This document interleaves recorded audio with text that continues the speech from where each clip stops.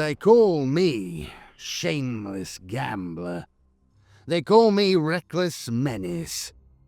They call me murderer. Do they not understand what is at stake? What is the loss of 1 billion souls against extinction? What is the loss of 1 trillion, 1 quadrillion more yet? When doom is the alternative, we must be willing to pay any price. It is a simple question of logic, one that my former peers refuse to acknowledge. They do not realize that it is the Inquisitor's sacrifice to lose their humanity in order to save the species.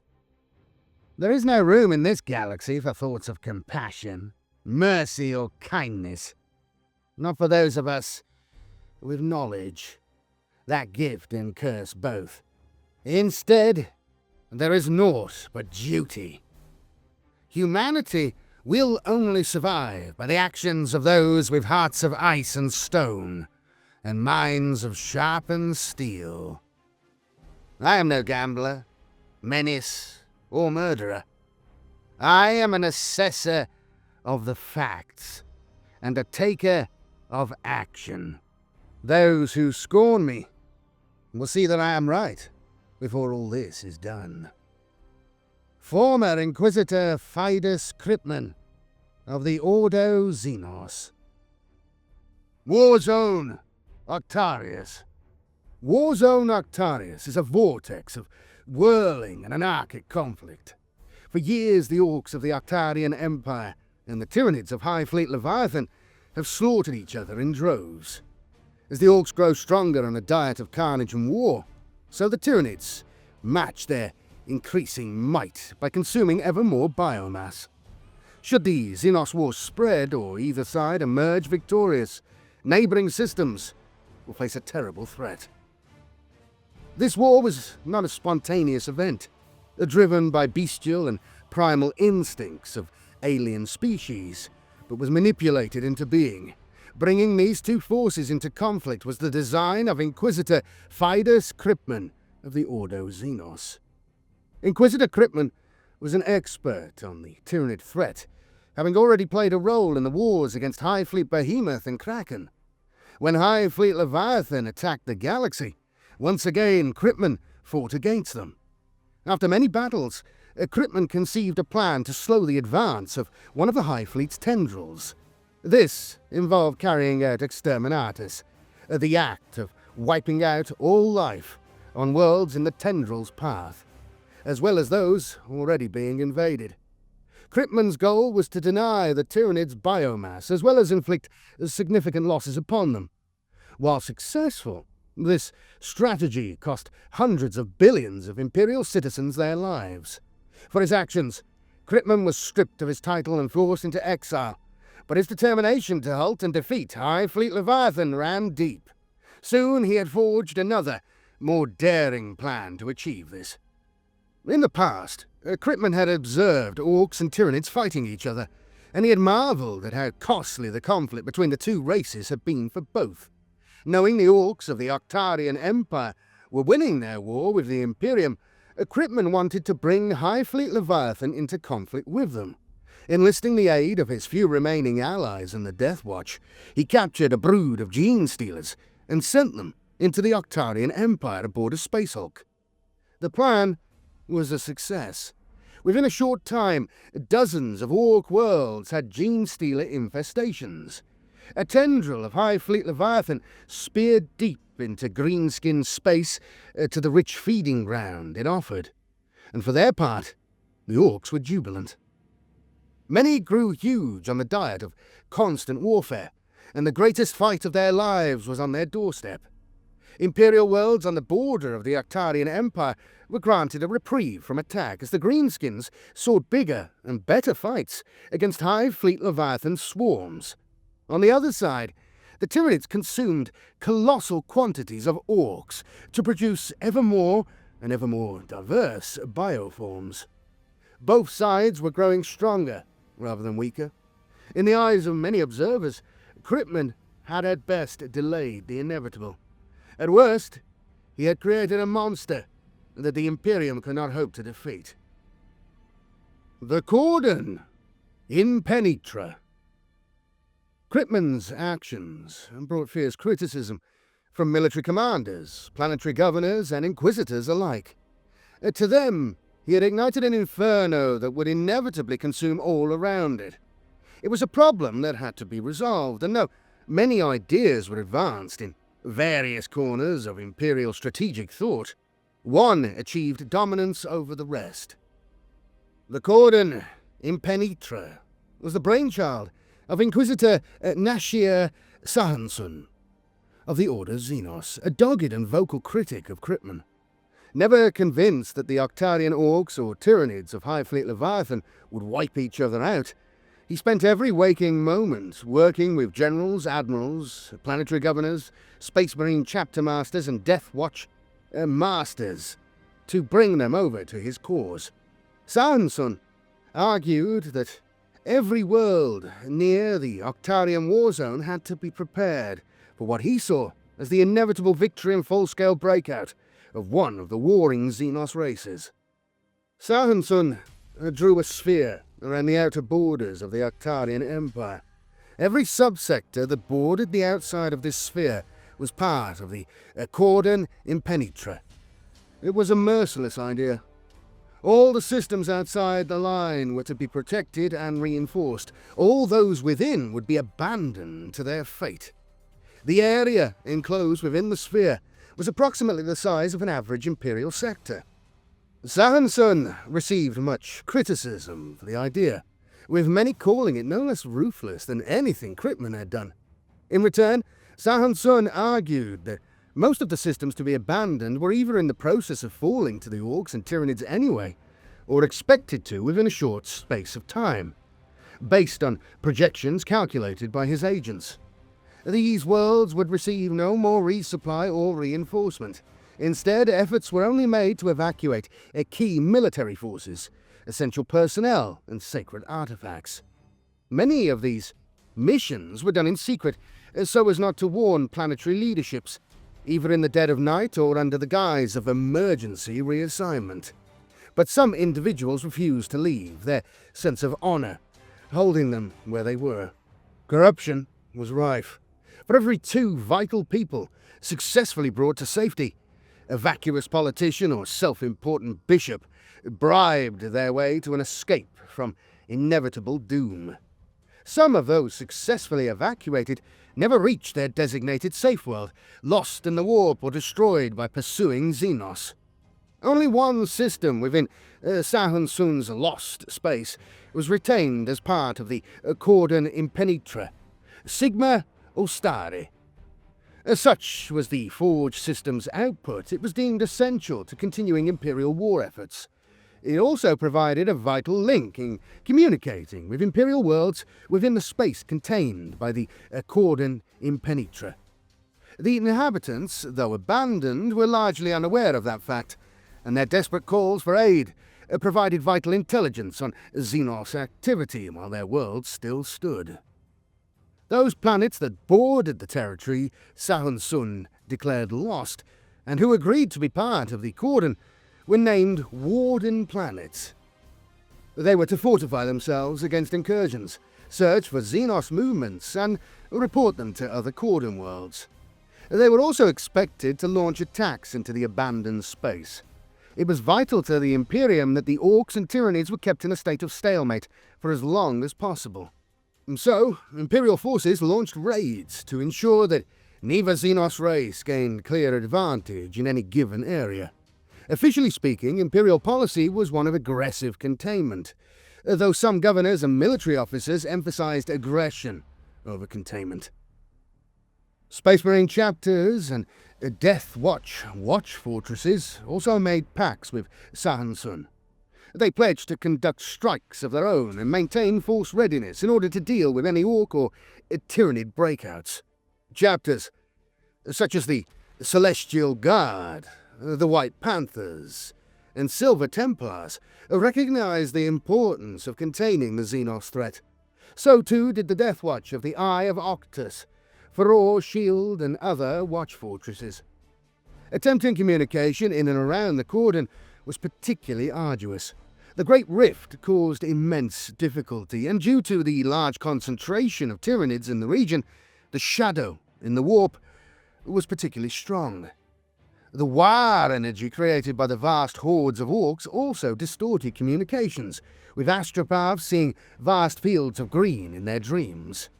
It was all but impossible for transmissions to go through the area of space Sahansson declared lost. Instead, for a world to contact another on the far side of the sphere, transmissions had to go around it. Should a link in the communication chain fail, information could only be relayed by rerouting it. Sahansson knew this was a significant vulnerability and endeavoured to bring additional astropaths to the cordon. He failed. Demand for astropaths was enormous throughout the Imperium since the opening of the Great Rift. Sahansson had his detractors. Some generals and admirals believed that the rate at which the Octarian Xenos grew stronger was faster than the Imperium's ability to build up its resources in the cordon. It was the belief of many that the Imperium needed to make a decisive strike, sooner rather than later, to shatter the Xenos before they turned on mankind's defences. Sahansson was well aware of his opponents and their views, and feared greatly that all would be lost if Segmentum Command did not have unity of purpose. He was concerned that desperately needed troops could be wasted in large assaults that could never win, or that the actions of some foolhardy officers could even unintentionally provoke a large-scale Xenos attack. To Sahansson, progress was not remotely fast enough. Even after years of build-up, the cordon's defensive capabilities had barely reached 50% of the level he believed was the minimum necessary to withstand a sustained Xenos attack. Then, without warning, came the Pancalis breakout, and his fears proved true. Inquisitor Nashir Sahansson. By the time he devised the cordon in Penitra, Nashir Sahansson was very old, preserved only by extensive rejuvenant treatments and bionics. In his younger years, he had been an aggressive inquisitor. Some of his colleagues referred to him in those days as the Scrapper or the Brawler, given his propensity to lead his agents on violent missions from the very front to fight tooth and nail with Xenos and Xenos sympathizers alike. Sahansson's methods were highly effective, and he soon won respect from not only his peers, but Astra Militarum generals, Navis Imperialis admirals, and even Space Marine captains. In time, this goodwill proved to be of great use, as he worked ceaselessly to build the cordon. In later life, he was hideously wounded, fighting the Hrud infestation of Chinkara. Such were his injuries that it took several years for him to fully recover, and he was left no longer able to fight. With a heavy heart, he turned his life to being the student of war and strategy. Though many of those he petitioned about the cordon considered him to be a relic of the past, many more still had his masterworks in their libraria. Great works, such as How We Broke the Vilginiad, The Ways by Which We Cleanse the Stars, and of course, the seminal Bring Them Death, The Recapture of Intocles' Heel. All of these works remained great treatises of war, and for that, Sahansson had the respect and ear of many commanders. The Pancalis breakout. The event so many feared came to pass. Orks and Tyranids in the Octarian space surged against the Imperium, attacking the Pancalis subsector with little to no warning. No planet, no organization was ready. There had been no reported buildup of Xenos near the Pancalis subsector. Neither Orks nor Tyranids were deemed dominant enough to turn against Imperial worlds in strength. The staff of Imperial commanders could only offer hypotheses. Multiple accounts of deadly warp phenomena implied the involvement of the forces of the arch-enemy, but it was impossible to say if the Xenos attacks were some byproduct of this or a calculated component. Some strategos suggested the Xenos were running from warp forces deeper in Octarian space, or had been spat out by warp fluctuations at random. The attacks came against the Pagalis subsector, with many systems embroiled in conflict simultaneously. While a large proportion were warden planets, most had yet to significantly build up their defences. With so many worlds facing attacks at any one time, few were free to reinforce others. Some worlds had to contend with internal threats also, such as mountainous Darkmont, holy Ahelmil, and mineral-rich Saint's Blessing, all facing Genestealer cult uprisings. One of the few advantages the Imperium had was that its enemies were as eager to fight each other as Imperial forces. The Orks of Stugbrog Defacegrinder smashed into the Semithis system, overwhelming the feral world of Tylum and the death world of Nazca. The fortress world of Keist held on for longer, but it too was broken. Imperial resistance continued after this, but the system was effectively conquered. Bored now, the fighting was done, Stugbrog moved much of his forces to attack the Karnak system. War boss Nabrot Stubfingers of the Death Skulls was also at large in that system. He had fought against the Tech Magi of Karnak III in the past and wanted to conquer their world for good, stealing everything he could put his acquisitive claws on in the process. Kuzalst was the final system to be attacked by Greenskins, led by the Goth war boss Kagrit the Redtooth. Leviathan swarms descended upon the systems of Anilani, Bianzes Hollow, and Gaidisk. In the Gaidisk system, the Tyranids consumed their way through the ancient Iron Beach forests of Gaidisk Tertius, the great sauropod migrations of Gaidisk Alpha, and the mega fungi caves of Gaidisk Quartus, and the steam-powered kingdom flotillas of Gaidisk Bataris. Though elements of Imperial resistance remained, the system was also declared lost. On a number of worlds, the defenders faced off against the forces of the arch-enemy. Some remote tribes of Gaidisk Tertius revealed themselves to be followers of the Dark Gods, as did mining clans of Tifali in the Servadosha system. In the Analani system, the mausoleum world of Karusk even found itself in the grips of a full demonic invasion. Among the first Imperial responders to these incursions were the Death Watch of Doombreak, Faror Shield, and Eye of Octus watch fortresses. They swiftly called for reinforcements before plunging into battle. Responding to their aid were numerous Space Marine chapters, including the Dark Krakens, Atalantean Spears, and Obsidian Jaguars. Others to respond were the Tech Magi of Ryza and the Forge System of Esteban, each dispatching thousands of macroclades and bringing Knights and Titan allies. Classified Document 509211-X, Dark Kraken Space Marine Chapter. My Lord Kryptman, please find here a brief account on the Dark Krakens chapter, including details of their involvement in the Pancalis subsector fighting. The full report continues in file 9PF-DRK, Phi Omega.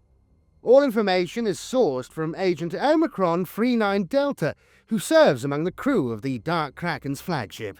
Ever your most faithful servant, JBZ. The Dark Krakens are a Salamander's successor chapter of the Ultima Founding. They hail from the world of Nactis, categorized as both a night and ocean world. Almost all of Nactis's marine fauna possess bioluminescent properties. The native population, stretched out over island chains or ship-borne nomadic ocean convoys, are all able hunters with a strong culture of trophy-taking.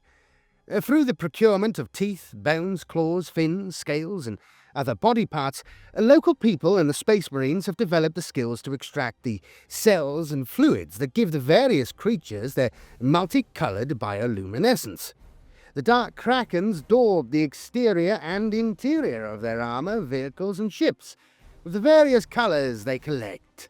Imagine the smell. What a symbol represents will differ depending on its color and that color's hue.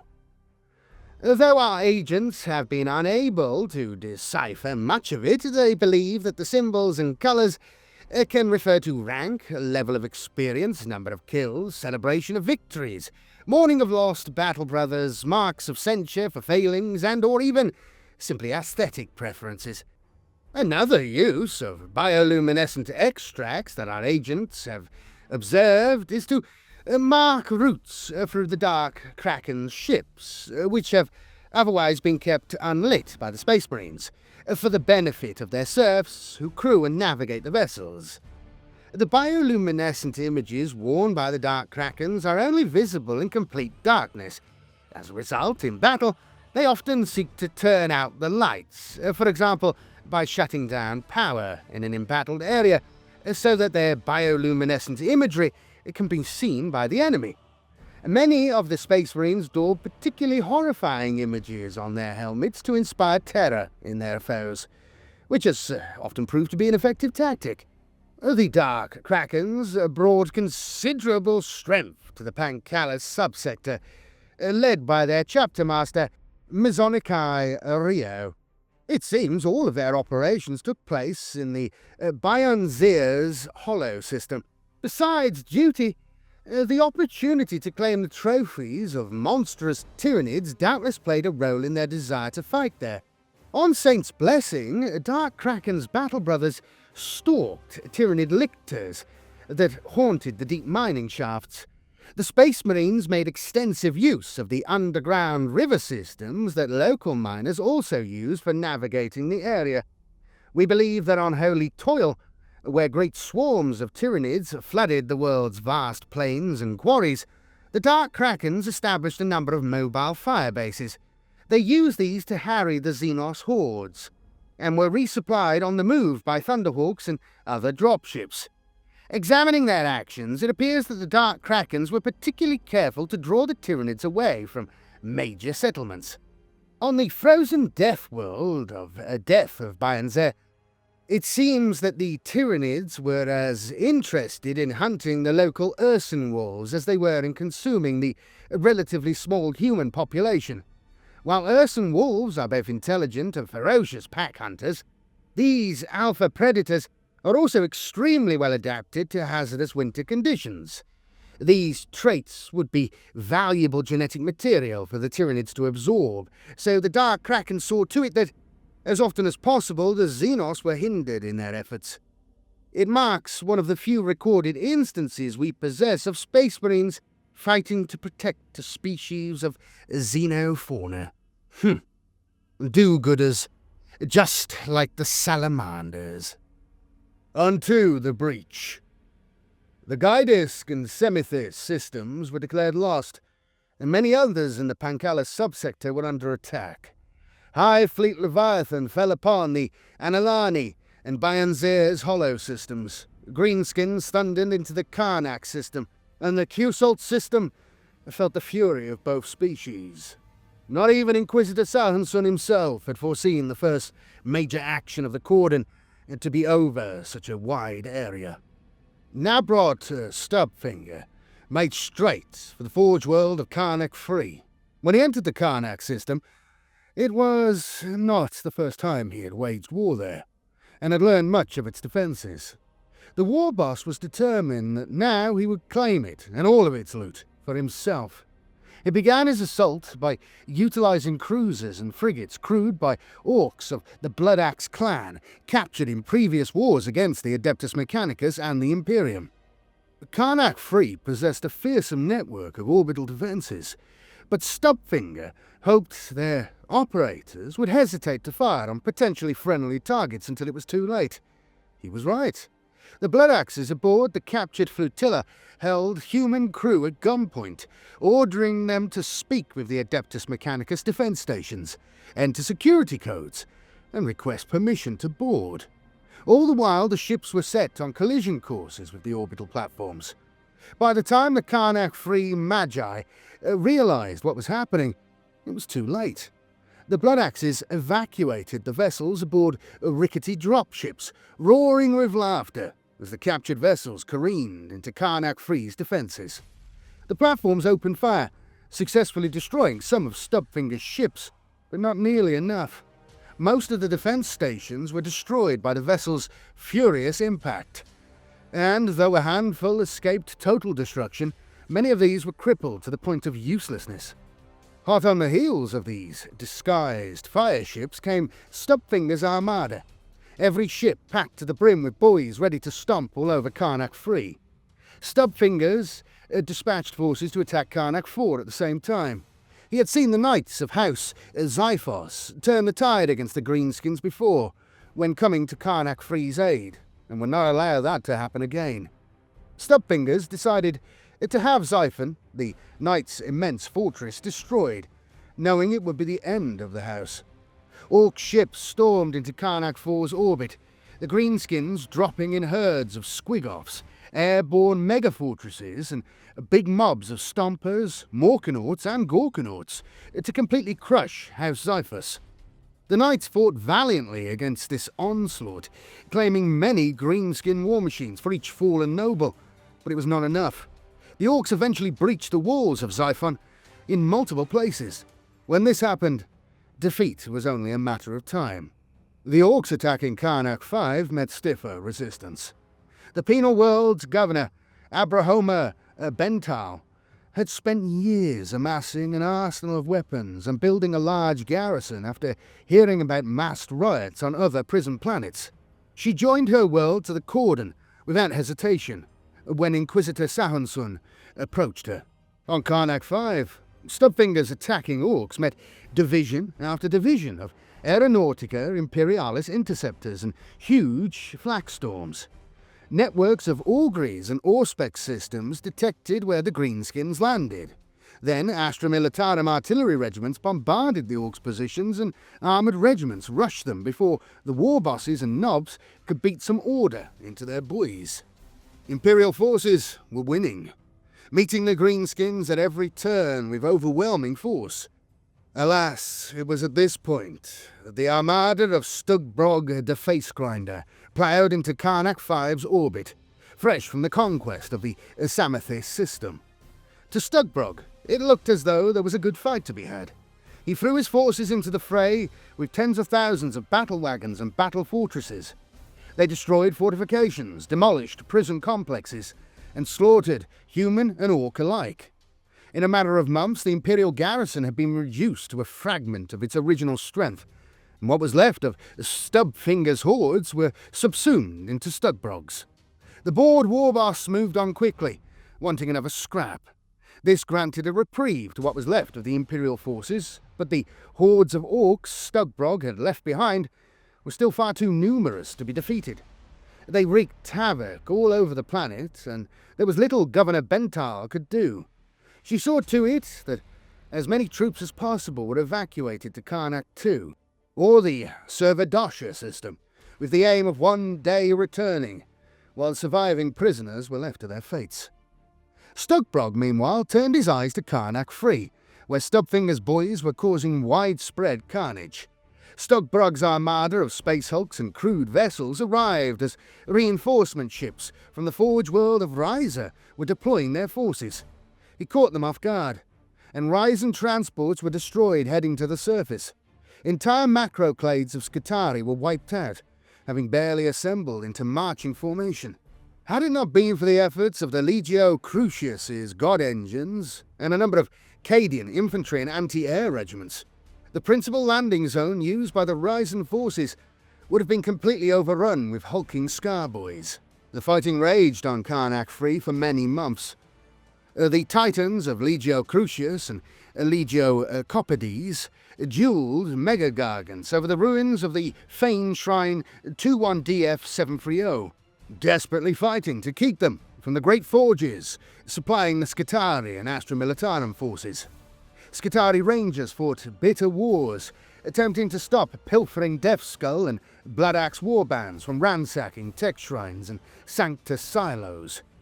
It was a testament to Fabricator General Esmeralda Brinelock's skill that she maintained an ordered defence for such a long time against two simultaneous Orc assaults. But there was only so much she could achieve. Brinelock did her best to manipulate affairs so that the competing Ork hordes fought each other as often as her own forces. Airborne manifolds performed hit-and-run attacks to draw Ork forces of different armies into contact with each other, while large Sicarian forces launched feints and raids to provoke the Greenskins and draw them away from Mechanicus structures. It was not enough. The Orks numbered in the billions, and many of the Imperial vehicles they destroyed and captured, they repaired and used. They were turning human tanks and flyers against their former owners at such a rate it almost outpaced Karnak Free's production capacity. Greenskins rampaged everywhere, with no sign of stopping, and Brynlock realized defeat was inevitable. She made arrangements for a withdrawal, launching campaigns to buy just enough time for precious technologies to be evacuated to safety. Brynlock also committed hundreds of macroclades to desperate rearguard actions, condemning millions of her troops to death in an attempt to allow space for the rest of Karnak Free's remaining strength and knowledge to escape. Some of Karnak Free's tech magi and their enclaves made for the as-yet unengaged Karnak II. Brynlock went to the Kusolst system with as many troops and heavy weapons as she could. From there she could launch a counterattack to reclaim her world when she had regrouped, and by aiding the defences in the Kusolst system, she would have the leverage to secure allies to help her do so. The Siege of Analani. Hivefleet Leviathan attacked all of Analani Systems' worlds at the same time. Rich in biomass as they were, all made right targets for the Tyranids' ravening swarms. The Cardinal world of Frankis, the Mausoleum world of Karusk, and the Shrine world of Ahilmil were not especially well militarized. Many of their defense forces were overstretched, attempting to quash heretical cults and nests of Xenos-worshipping fanatics.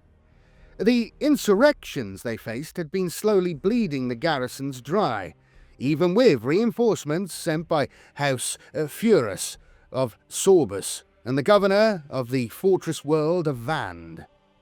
When the shadow in the warp fell upon the Analani system and the Tyranids arrived, the uprisings increased greatly in their ferocity. The Gene-Stealer cultists knew their gods had arrived and battled tirelessly to pave the way for them. Many of those who led the followers of the Dark Gods were driven to insanity by the shadow in the warp. Their acolytes were terrified their deities had abandoned them and fought viciously in an attempt to regain their god's favour.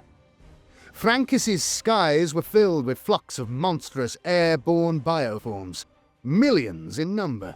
In between their sweeping attacks on those below, they perched on the enormous spires of the world's macro-cathedra. The largest of the winged Tyranid beasts toppled immense towers, sending hundreds of tons of marble crashing to the ground, where terrified Imperial citizens fled for their lives. Imperial defense efforts were rendered futile by the sheer scale of the Tyranid invasion. The quad autocannons of Hydra flak tanks were warped to breaking point for overuse, but to no avail. Those that endured exhausted their ammunition supplies in a matter of days without causing any obvious impact to the numbers of Tyranids. Entire divisions of Aeronautica Imperialis aircraft were swarmed by the Xenos and wiped out on their first sorties. Such was the Tyranids' dominance of the skies. The defenders retreated underground into Frankis' crypts and service tunnels. There they fought a war of an altogether different kind, against Hivefleet Leviathan's vanguard organisms. In just one incident on Kurusk, a tunnel-boring Tyranid monster the size of a mad train demolished the city-sized memorial to the family of Cardinal Heraclius into an underground reservoir. Those that were not killed by the falling statuary and masonry were drowned in the dark waters or consumed by aquatic Tyranid bioforms that had taken over the depths. Cerberus was subjected to a weeks-long spore mine bombardment. Biological explosives, many as large as combat walkers, destroyed fortifications and rendered movement outside the strongest bastions all but impossible. The constant deafening noise of the barrage drove many to insanity. It was impossible to resupply those holdouts that lacked large reserves of food or ready access to a water source. When the bombardment ended, any sense of relief on the part of the population was soon wiped away as Tyranid spores filled the air, and the Xenos made planetfall. Even after this, the Tyranids' intense use of spore mines did not cease. Large biovore and exorine broods played a significant role in later battles, as their accurate fire made it all but impossible for infantry forces to adequately support the Knights of House Horus.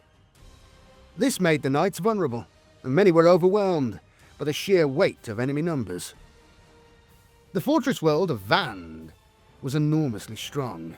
Its ruling family had been building citadels, stockpiling armaments and training soldiery long before Kryptmans' gambit.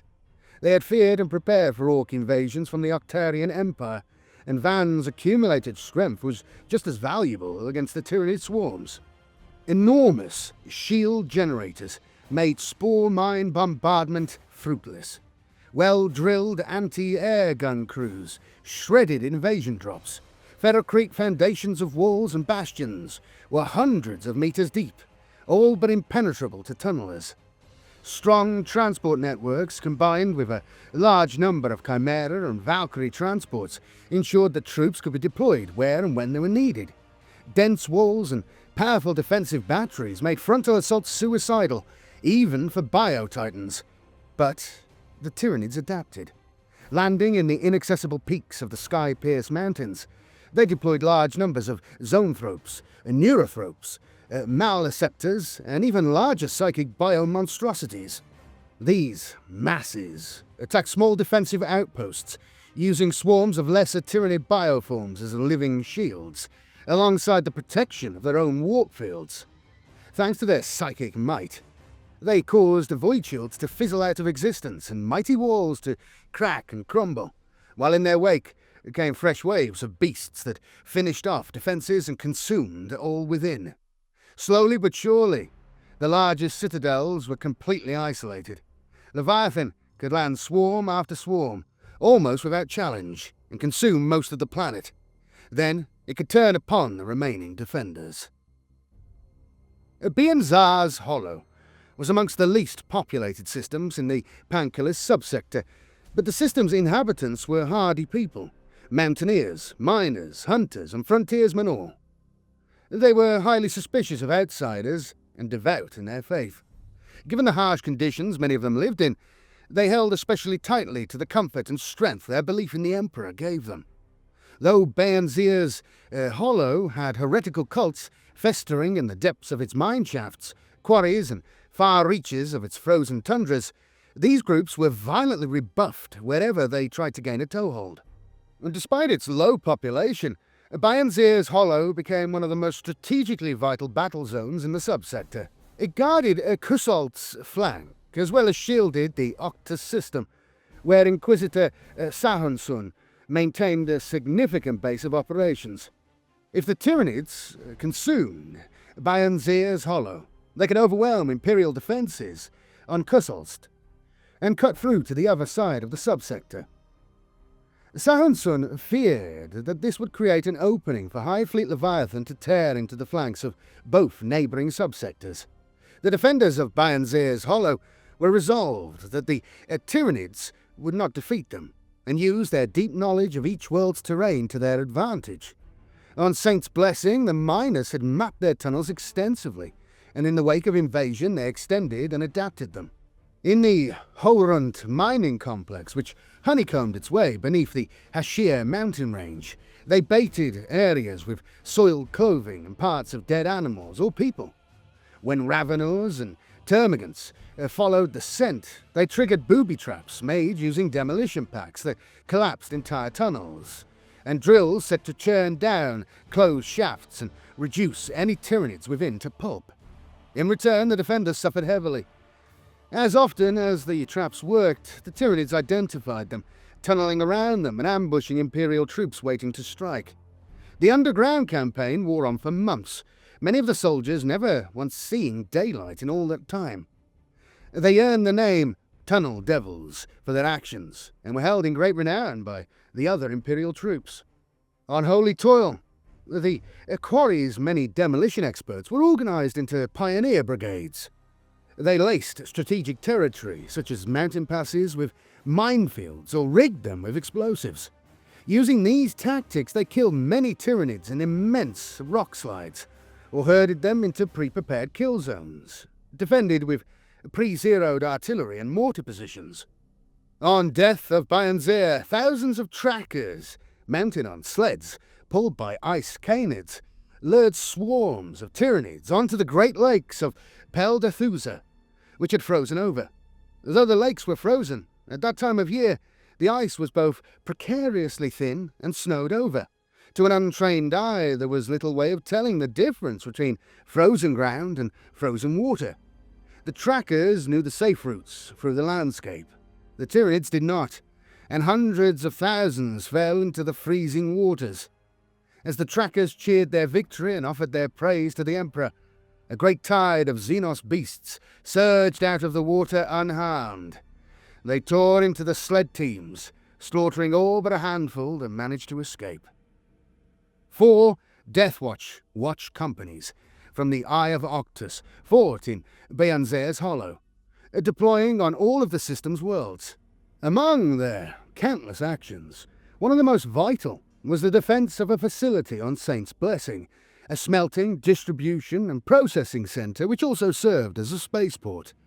The site faced attack from sky swarms, biotitans, hordes of hormagaunts and termagants, as well as subterranean swarms.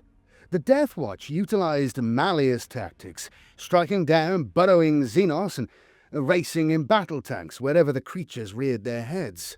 After slaying the excavating Xenos, Deathwatch kill teams rushed along the Tyranid tunnels, collapsing them with melter bombs underneath the attacking hordes outside the facility. In response, the Tyranids launched hundreds of tunnel raids at the same time, slaughtering countless guardsmen within the facility, before eventually being driven away by more troops that had to be pulled off a major sallying effort. Leviathan bombarded the defenders with ferocious barrages of spore mines, which destroyed defensive positions and inflicted horrific casualties. Under this heavy fire, Deathwatch kill teams calculated targeting telemetry for Imperial counter-battery fire that silenced much of the Xenos artillery beasts. By helping to deal with these threats, other Imperial forces had the breathing space they needed to focus on throwing back the Tyranid frontal and aerial attacks. As the battle wore on and the defenders held, more and more Tyranids were drawn in such numbers that pressure on Imperial forces in other battle zones on the world, and even the system, was reduced. In no small part, without the Deathwatch's actions here, Bayernzeer's Hollow would not have been a victory for the Emperor's realm. The Imperium paid a heavy price in the Hollow, however, but the Tyranids were defeated and broken by a combination of strong tactics and sheer stubbornness. Though victory was declared, it would take months, perhaps years, before surviving Xenos were purged from the system completely, and there was no telling if hivefleet Leviathan would return. What was clear, however, is that Bayernzeer's Hollow desperately needed reinforcement. As things stood, the system could not possibly withstand another such attack. The Kusholst system became the site of the most vicious fighting in the Pancalis subsector. The factorums of the system's capital world, Kusholst Prime, produced vast quantities of arms, and the planetary governor, Helmgort Karst, drew huge armies from the world's near inexhaustible population. Karst wasted little time in joining his world to the cordon, and upped his munitions production and troop recruitment appropriately. The other worlds of the Kusholst system all supplied the capital with whatever it needed, and Karst increased quotas for every kind of resource.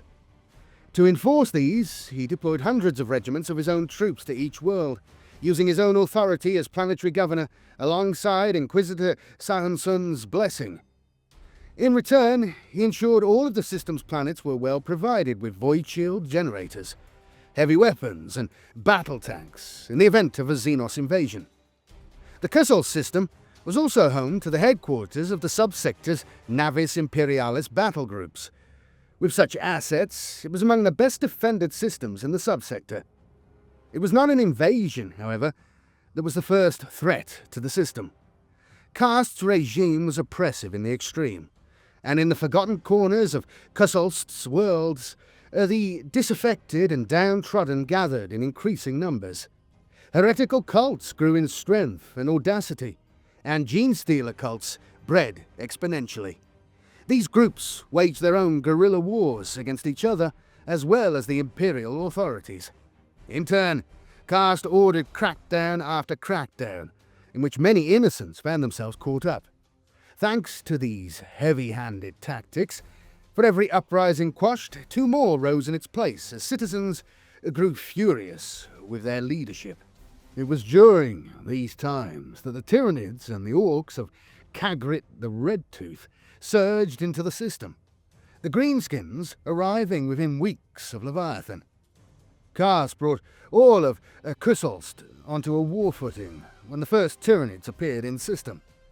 The event his armies had been training for had occurred, and such were his resources that he believed he could win a war of attrition. He also relied on the knowledge that his myriad enemies were as likely to fight each other as his own troops. A standing order amongst his generals stated that they should only intervene in battles between the Xenos if they had already caused significant damage to each other, or if the battle risked escalating to a point where it became so large it was uncontrollable. It was a strategy that worked to great effect. On Darkmont, gene-stealer cultists of the Shadow Rock Coil dominated a mountain range known as the Spine. Astra Militarum troops of the Tangar Woad Warriors, Dark Montan Mountaineers, Kusholst, Prime Cannonors. The names are getting me in this one, boys, I have to say. And others had been attempting to exterminate the cultists in the area for months, but to no avail. When reconnaissance units observed approaching Orks, the Imperial troops quietly withdrew, letting the Greenskins engage the gene-stealer cultists. The exhausted Imperial troops rested and reinforced, establishing positions to deal with any Xenos that spilled out of the engagement area. The war was tracked by spies inserted into the mountains and by reconnaissance aircraft. After the Orks carved huge effigies to Gork and Mork into the mountain's highest peaks, the Astra Militarum commanders surmised the Greenskins had won. When the surviving Orks left the mountains in search of another fight, they came up against fresh and well-supplied Imperial forces, who surged onto the offensive. They caught the badly mauled Greenskins before they could replenish their own numbers and crush them decisively. The Imperium still suffered great losses, however. Fundil's equatorial marshlands proved all but impossible to defend. The intense heat and dangerous local fauna accounted for as many casualties as the Greenskins, and deployment there was swiftly viewed as, or became, an actual punishment. On Gratu, as much as Imperial forces were relieved by the Tyranid forces consuming gene-stealer cultists and heretics, they were driven to near extinction by the Xenos' consumption of local livestock. Entire regiments were forced into months-long quarantines after their troops were found eating Tyranid corpses out of desperation, or even ordered on suicide missions. On Ernwald, a battle between the Tyranids and Orks bloomed and spread into the outer reaches of a city-sized factorum, which produced tracks for all manner of Astra Militarum vehicles.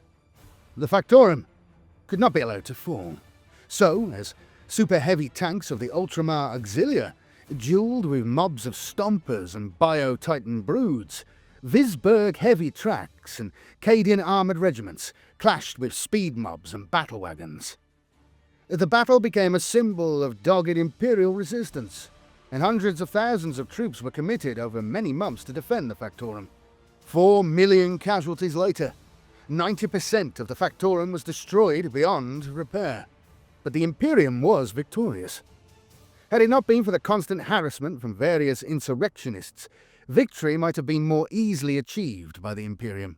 Enforcers, Astra Militarum kill teams, and Militarum Tempestus hunter-killer squads were all occupied with tracking down guerrillas, when they could have been committed to battle against the invaders. The cults disrupted supply lines, corrupted loyalist forces, poisoned food and water stocks, and ambushed patrols. But their power waned in the ongoing conflict. Sources of recruitment for many cults dried up when Imperial commanders conscripted entire cities into the defense militias wholesale. Others were wiped out by the warring parties. The nature of the fighting on Kusolst Prime was one of long drawn-out battles and desperate defences. It was a costly strategy to attempt to absorb waves of Xenos attackers, but it was successful. The Grand Citadel of St. Athelstan was destroyed when Biotitans formed a living ladder with their own bodies that swarms of bioforms used to storm over the battlements. The life-giver reservoir of Fundil was polluted beyond recognition by the infighting greenskins that lived on its banks. Despite these losses and setbacks, Imperial forces held and were able to push back. Though surviving Xenos still prowled on all the Kusolst system's worlds, the orbital and ground wars were won. Whether another invasion could be driven back, however, was a different question. Such was the scale of the bloodshed on the Pancalis battlefront that it quickly became known by many as the Pancalis Cauldron. Though scattered Imperial resistance still remained in the Samathis, Karnak, Anilani, and Gaidisk systems, all had fallen completely from Imperial control. Kusolst and Bayanzer's Hollow, however, still held, despite the furious attacks they had both sustained. But it was deemed inevitable by Subsector Command. The new Xenos invasion forces would soon arrive. The defences of Kusolst and Bayanzer's Hollow had to swiftly be rebuilt and their armies reinforced. With Xizor and Savadosha systems readying themselves for invasions of their own, few reinforcements would be found from within the subsector for the most beleaguered of systems. Xizor was the system next in the Tyranids' path after Anilani's defeat, while the Orks were likely to target Savadosha. If these worlds fell, the Xenos races would break clean through the cordon, and from there would be free to reach any number of vulnerable neighbouring worlds. For Inquisitor Sahunsun, this would pave the way for the two most terrifying prospects of all: the Tyranids tearing through the breach they had formed and looping around the cordon, surrounding it, and the Orks linking up with the huge Ork empire of the Arch-Arsonist of Charadon, creating an unbroken realm of Ork territory that would stretch from the Maelstrom to the far reaches of the Eastern Fringe.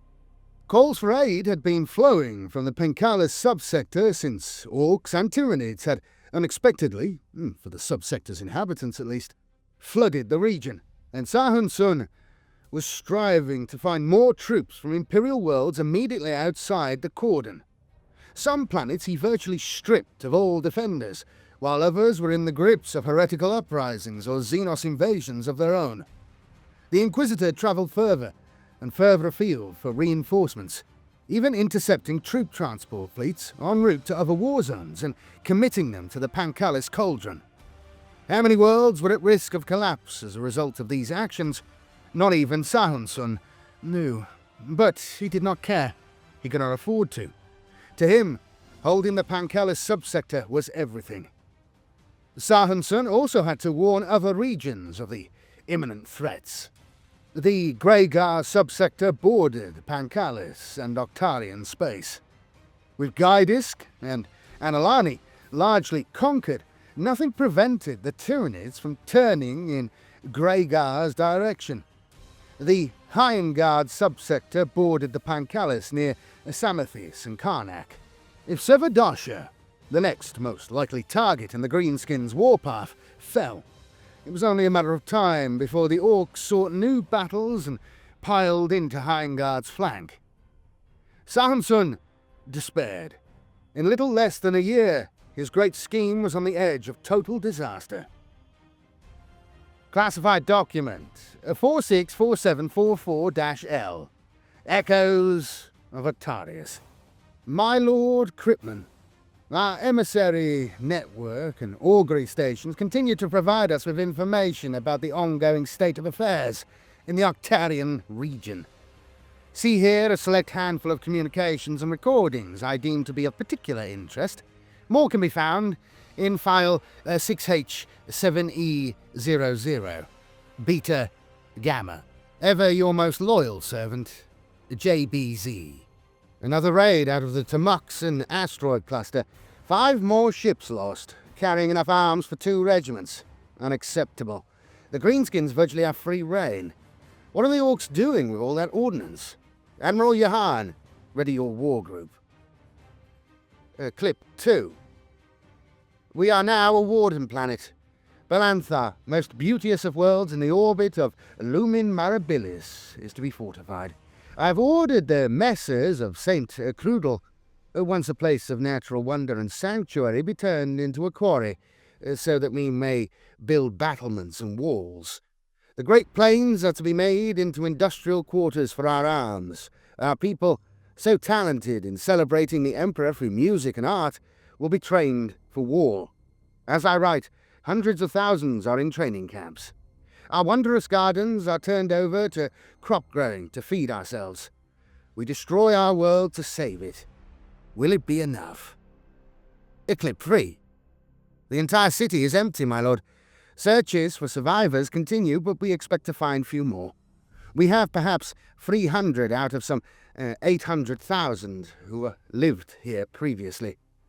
Those lucid enough to talk tell us of pale-skinned raiders wearing armor with fitted blades, who laughed at the cries for mercy and sailed air barges.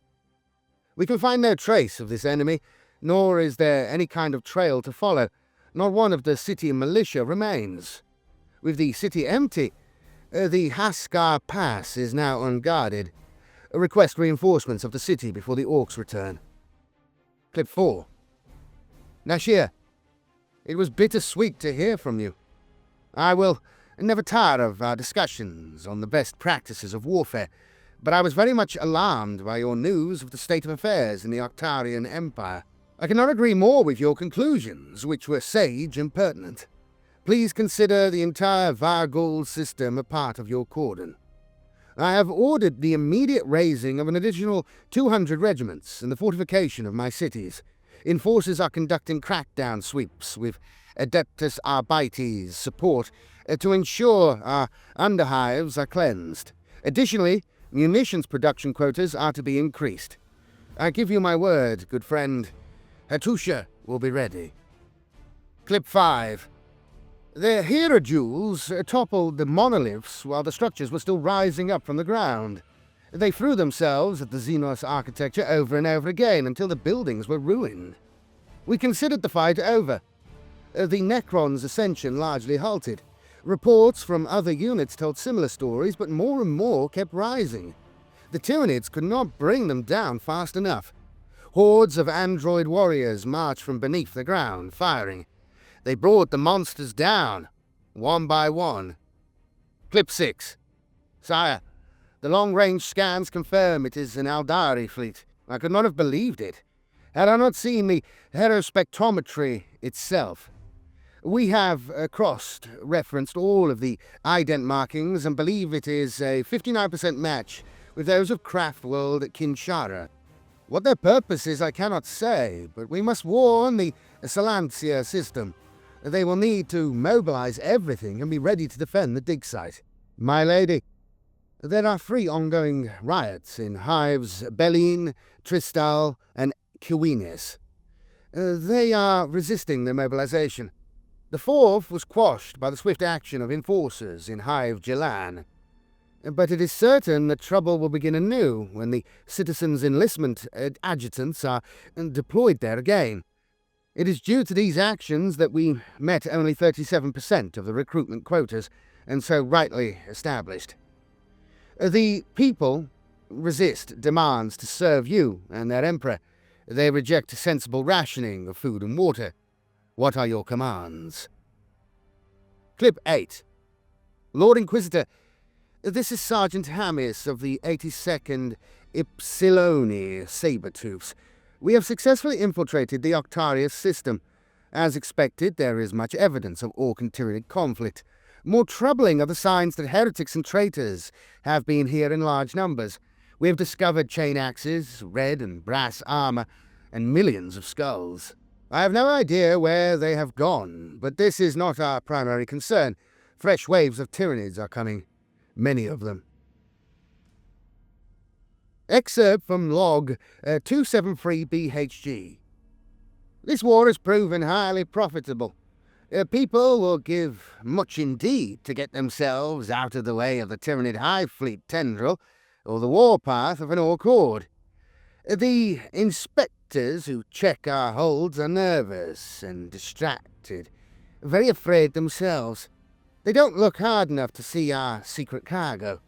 Some of the people we transport are jubilant, some are terrified, others are different. It is as if they are driven by a purpose besides survival. I have my doubts about them, but they do pay very well, and discretion is my speciality. If they prove to be a danger, let them be dealt with wherever they end up. Besides, with many of my ships evacuating refugees, transporting troops to help the Imperial Navy, and even committed to fighting, no inspector or enforcer dares challenge the sincerity of my motivations. Undoubtedly, working within grey areas of the regulations is lucrative. Being seen to do one's duty so publicly ensures even the most suspicious dissuade themselves from looking too closely at my activities, and so my risk is minimized to nothing. Falamore, rogue trader.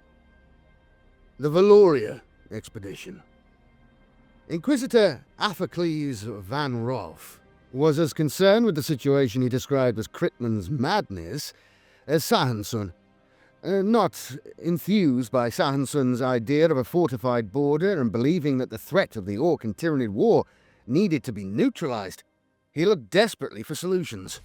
For years he searched in vain, but then, as if by divine providence, two vital discoveries were made known to him. Whilst on a destabilization raid in the Octarian Empire, Deathwatch kill teams of the Eye of Octus discovered an Ork mechanic invention that disrupted the synaptic signals controlling and coordinating the Tyranid swarms. The device appeared much like a crown of electricity and was used by the self-appointed King Mech Bad Crasher to break swarm after swarm of Tyranids. The Deathwatch from Watch Company Secundus, under the command of Watch Captain Deux Glycus, successfully seized the device, with it still firmly attached to the brute's cranium, after plunging directly into the midst of battle between the Greenskins and Tyranids. Glycus took the device to Van Roth, who had for many years been a firm ally of the Eye of Octus.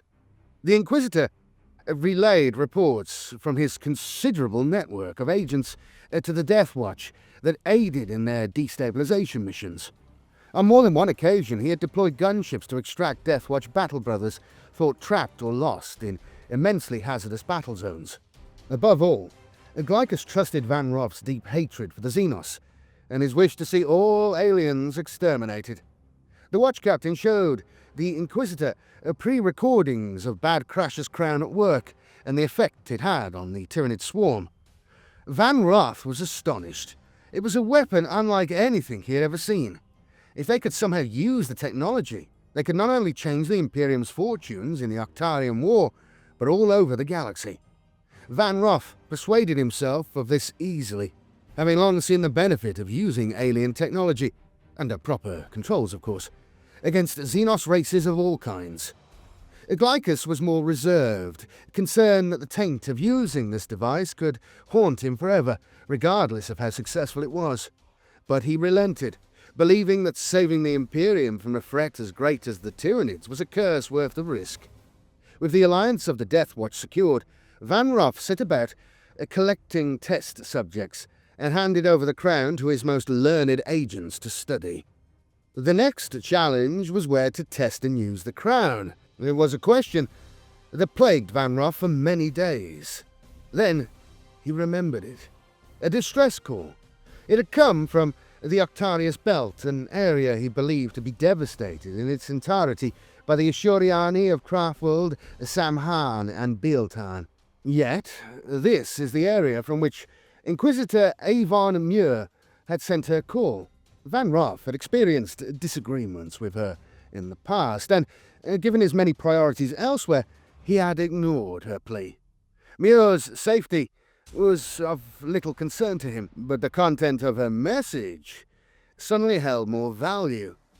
The Aeldari maiden world of Valoria, where Muir had been, was completely isolated thanks to the Aeldari's efforts to purge the Octarius Belt of life. Any Tyranids and Orks who fought there fought in isolation. It was a perfect testing ground. Van Roth believed that he and his allies could operate there without fresh alien invasions disrupting their efforts.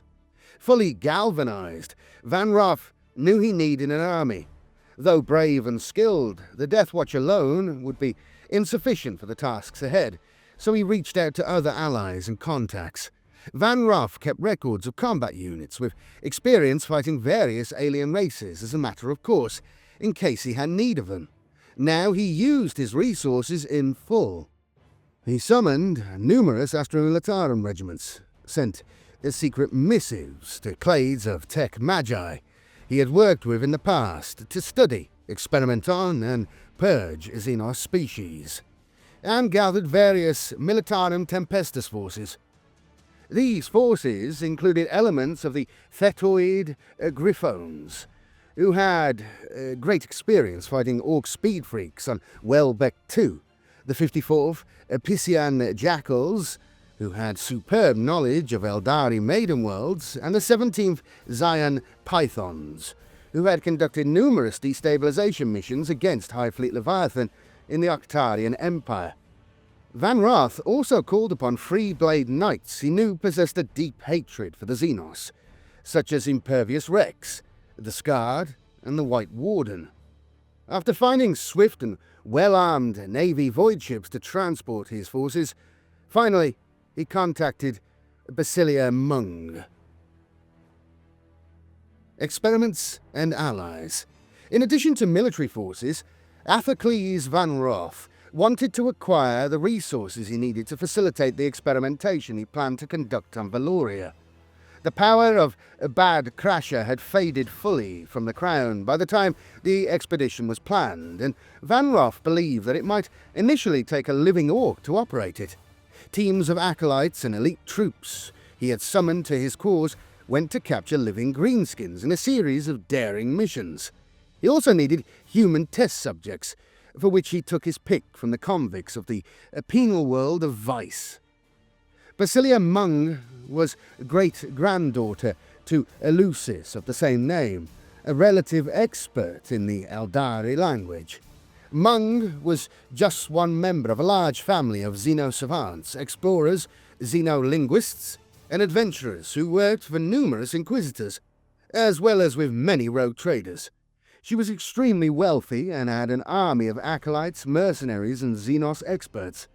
Daring and ruthless, Mung was willing to undertake almost any action to succeed. She possessed the confidence of someone born to riches, as well as someone who had seen much of the galaxy's horrors. Van Roth called upon Mung for both her knowledge of the Aeldari and her military capability, knowing that she would not be able to resist the chance to go to an Aeldari maiden world. The Valoria experiment. Van Roth's allies and armies gathered, making for the maiden world of Valoria in all haste. They endeavoured to avoid inhabited systems and spend as little time in real space as possible before reaching the Octarius Belt. The journey was arduous, the shadow and the warp putting immense strain on their navigators, but their fleet arrived intact. Orbital scans showed Orks were fighting Tyranids in locations all over Valoria. Van Roth was pleased, as this provided plenty of opportunities to test the Ork technology. After much discussion with Watch Captain Glycus and the Xenosavant Mung, they agreed a location to make their base of operations. They occupied an abandoned Ork fortress that was situated in a plain surrounded by mountain ranges, with only a single major pass, in and out, and enhanced it with additional prefabricated defences. It was also close to known Ork and Tyranid locations and a crashed Aeldari haven spire, a place of great interest to Mung. Van Roth began field testing as soon as he landed.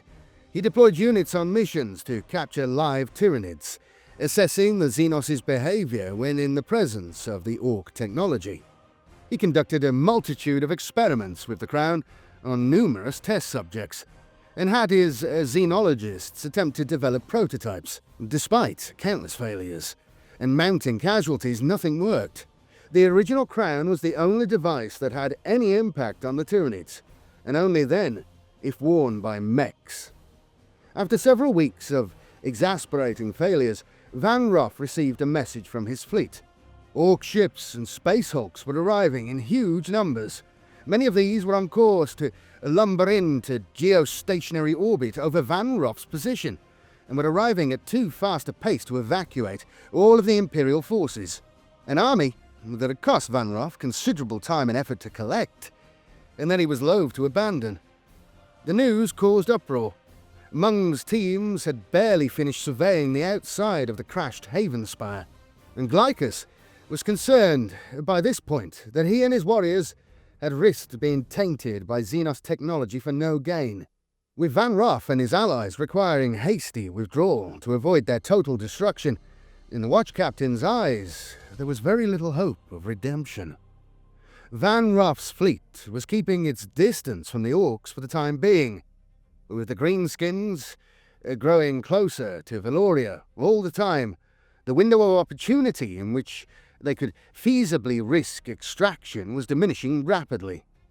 If Van Roth and his allies wanted to withdraw successfully, they needed to move to a new position, so their ships could reach them without being destroyed by the rapidly incoming Ork armadas. At the Council of War, the arguments raged. How had the Orks found them? Why had they come? What should be done? Van Roth barely listened. He was engaged in his own internal debate, which led him to one inevitable conclusion.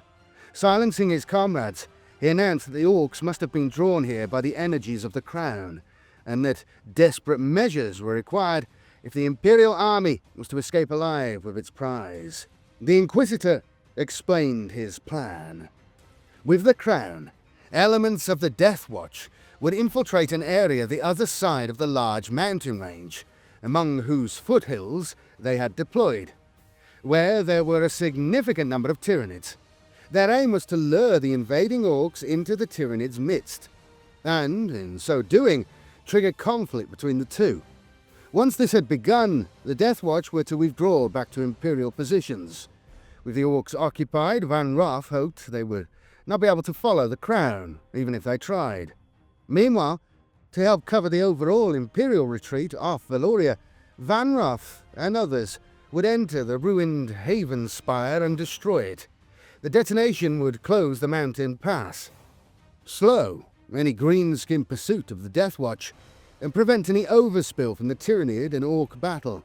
Mung and Glycus both expressed their deep concerns, understandably. The plan was extremely risky, and could fail in countless ways.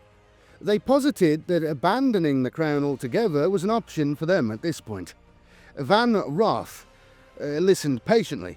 He acknowledged their views, but disagreed, stressing the value in being able to defeat the Tyranids. It would relieve pressure on the Death Watch, preserve the Imperium, and mean that fewer Xeno relic sites would be consumed.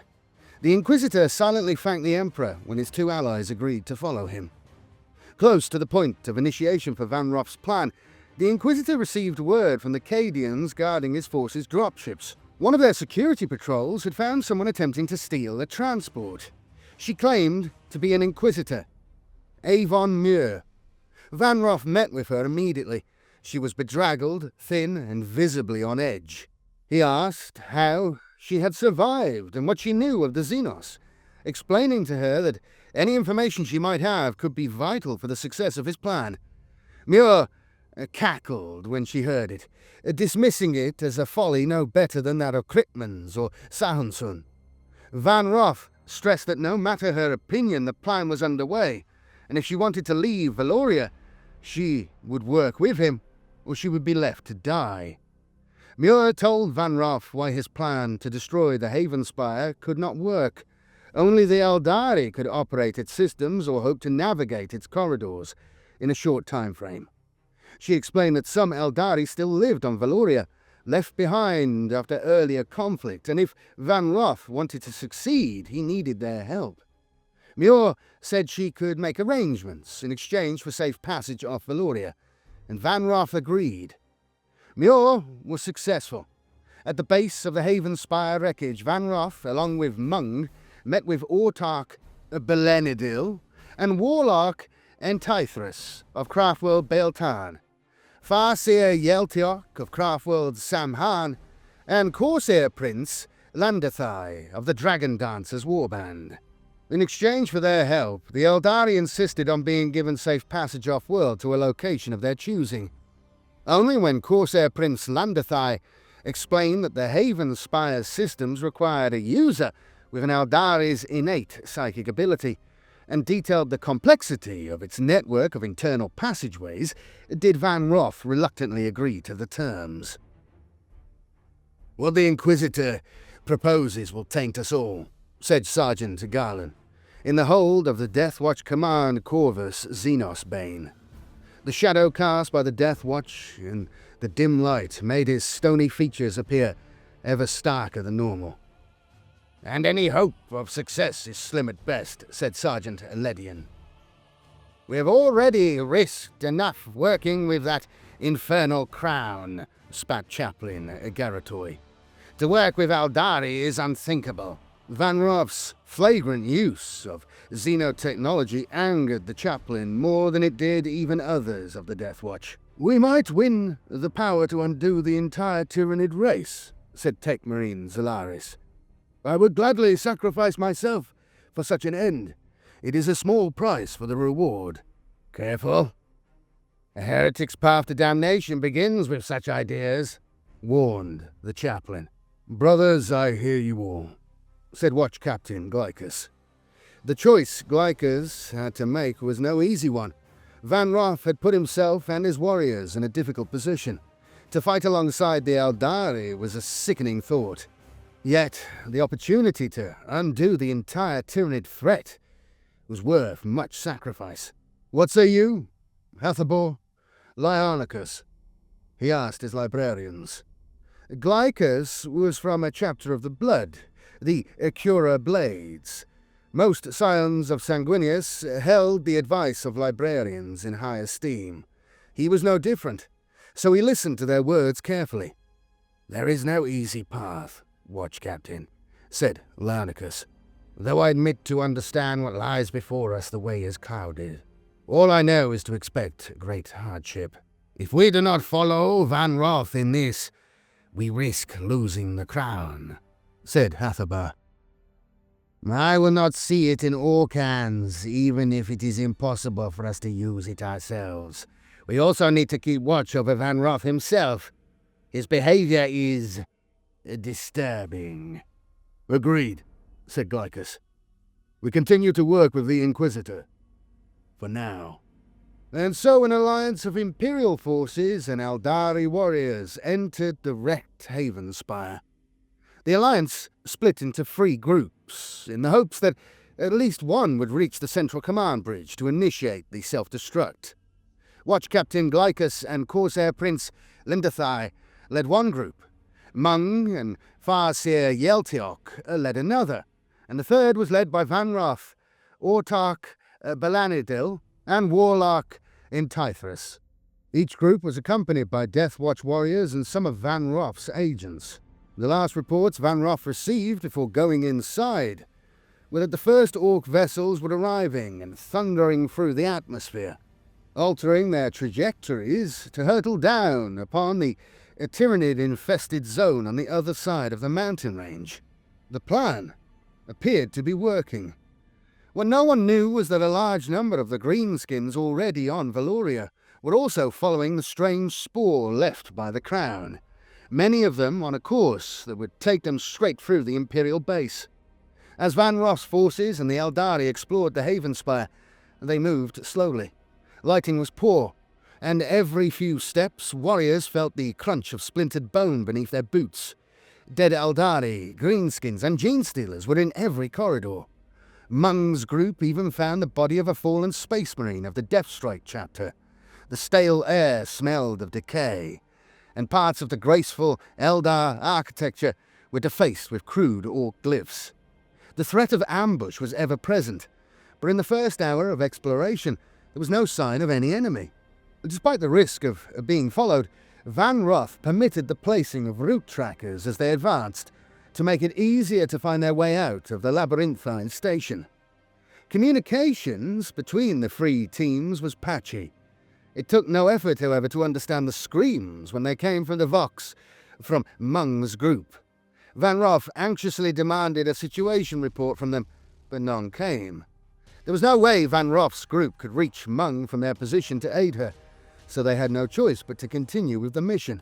Van Roth ordered them to move more quickly, and then his group lost contact with their rearguard. Troops sent to investigate found nothing but gore-splattered walls, shredded uniforms, and rent weaponry. Within minutes of this discovery, pandemonium broke out. Aeldari corsairs, Tempestus scions, and inquisitorial agents were all ripped limb from limb by purple-armoured genestealers. They moved with horrifying speed, bursting from torn-open vents and maintenance corridors. The veteran human and Aeldari troops attempted to regain as much order as possible, shielding their leaders while trying to get into formation. Shuriken and hotshot lasfire cut down a number of the genestealers, leaving shredded and burned-through corpses, but the four-armed aliens continued to attack, surging from their hiding points. It was only thanks to the intervention of the Death Watch that the entire group wasn't overwhelmed in the panic and confusion caused by the sudden assault. The post-human warriors carved genestealers apart with broad chainsword sweeps, blew out their brains with bursts of bolter fire, or engulfed them in deluges of burning promethium. The Death Watch's efforts brought essential respite to the group, whom Van Roth urged on, but were continuously harried by the Xenos. One by one, Imperial and Aeldari warriors were cut down, no matter how many genestealers were killed in desperate rearguard actions or counterattacks. Still, Van Roth refused to consider retreat. They had come too far. The Death Watch trusted, with the Crown, successfully crossed the mountain range with limited opposition and set up a base camp at the foot, ready to withdraw as soon as the Xenos were fully established in battle. They watched as Ork dropcraft hammered into the landscape. Thousands of boys piled out alongside columns of pollution-belching armoured vehicles and buggies painted bright red. Within minutes, feral Tyranids attacked them in droves, working off their base instincts. The fighting became a total charnel house, as more greenskins landed and got stuck in, and the swarms of Tyranids smelled blood and raced into the fray. More and more of the Xenos were streaming in with no end in sight, and Librarian Hethabar, who commanded the Death Watch, was satisfied that the greenskins and Tyranids were totally occupied. He ordered his warriors to withdraw. This was no easy task, as the Tyranids living in the mountains were streaming towards the growing conflict. The Death Watch literally fought an uphill battle against increasing numbers of Xenos as they sought to escape. They even encountered Orks. Greenskins who had landed in the mountains were following the Crown's trail. The Death Watch kept moving, but one by one, Hethabar's warriors were cut down, impaled on scything talons, pummeled by mobs of boys, or blown apart by rockets. Only Hethabar himself made it to the other side of the mountain, crown in hand. What he saw when he arrived nearly shattered his soul. There was no way they could escape this world now. After many running battles along the Haven Spire's passageways, finally Van Roth's group of exhausted and wounded survivors reached the crashed vessel's bridge. The Autarch had been slain, isolated trying to save a wounded comrade and hacked to pieces. Many of the Death Watch had also fallen. Sergeant Pythasus was the only one who still lived, albeit having lost an arm. The command centre's control panels seemed to have grown out of the floor, as opposed to having been installed or placed there. Many had been snapped off and shattered, either by the crash or fighting. Aeldari corpses were strewn everywhere. Some had been hacked apart, others were sprawled over Aeldari machinery. There were human corpses too. One was that of Mung, her throat having been ripped out and her torso had been punctured several times by massive claws. There was no sign of Glycus, and they had heard nothing from his group. Van Roth ordered the Warlock to initiate the Haven Spire's self-destruct. It took the Aeldari Psyker over half an hour, in which time Van Roth's battered troops had to hold off several more Gene-Stealer attacks, costing even more lives. Though the self-destruct had been initiated, it was clear that to leave by the route they arrived was a suicidal path. Van Roth's group needed another way out, one requiring as little journey through the Haven Spire as possible. Van Roth decided they would blast their way out, using melter charges to melt through the hull at a weak point and escape that way. The Warlock set the self-destruct sequence with enough time for them to escape. Standing in the breach made by the melter charges, Van Roth looked out. When his eyes grew used to the light, battle was all he could see in all directions. Smoke filled the air from burning battle tanks and vehicle exhaust. Van Roth's troops were surrounded by hordes of Orks. Explosions ripped amongst the incalculably vast tide of greenskins as mortar and earthshaker shells detonated within their ranks. Van Roth watched as a Valkyrie, engulfed in flames, plunged out of the sky. It crashed into a defensive tower, no doubt occupied by Imperial infantry. The whole structure exploded and collapsed. "It cannot be," said Van Roth, completely stunned, his army being destroyed. He made out the wrecks of scores of Lehman Russ battle tanks. He saw the dead piled up outside the field hospital. He watched as a group of Tempestus Scions raced to plug a breach in the Imperial lines within their Taurox armoured carriers. "This is Sergeant Physis. Brothers, do you hear me?" The sight of the Death Watch warrior, calling vainly into the Vox for his battle brothers, shook Van Roth. He activated his own Vox and his Locatorum beacon. "This is Inquisitor Van Roth. Demand extraction. Send Valkyrie immediately." There was no response. "This is Inquisitor Van Roth. Report." After several seconds, the Vox crackled into life. "My lord, all committed. Greenskins, so many," the Vox operator said. "I don't care how many there are. You will send a Valkyrie to us immediately." The only reply was static. "There is no word from my battle brothers," said Physis. "So it is lost," thought the Inquisitor. "We have failed, all of us." A bright flash made Van Roth look to the sky. It was a burning Imperial cruiser, heading straight for the ground. He sank to the floor. All there was left to do was wait for the blast of the Haven Spire's self-destruct to consume him. Demore. Vodar Bloodprince, World Eater's champion of the Skull Hunt warband, ascended to demonhood, slaughtering Orks in the Octarius system. The Octarian War for him was a paradise, where bloodshed was endless and skulls could be piled as high as planetary atmospheres. Such was the Blood Price's power. He subjected many Khorne worshippers to his will, or otherwise drew them to him. Many had been left behind in the Octarius system after the Blood Crusade of Khorne ended. The blood-blessed Bloody Dawn, Gorefists, and Harvest warbands of heretic Astartes were among them. Besides these were vast hordes of blood-crazed cultists and beastmen warherds, Khorne-devoted, near-insane members of the Dark Mechanicum priesthood, masters of blending the empiric with the machine, and iconoclast and infernal knight households, with numerous dreadblades alongside them. To all these forces, the blood price promised a battle greater than any they had ever experienced. In a war zone as apocalyptic as the Octarian Empire, he had no doubt he would deliver upon his vow. What he found was a world known to the Orks as Damor, because of the sheer number of armies consumed by the war there. Horde after horde of Orks and Tyranids threw themselves into the planet's battles, and the death tally was beyond count. As the months and years of fighting had worn on, both Xenos races had poured only more and more resources into it. Now, whole broods of bio-titans fought tooth and claw with big mobs of gargants. The world's oceans were a dark crimson, such was the volume of blood and ichor flowing into them, and land masses and forests had been reduced to little more than mud lakes. To Blood Price and his vast army of followers, it was a paradise within paradise, a blessing from Khorne. Here, the blood always flowed.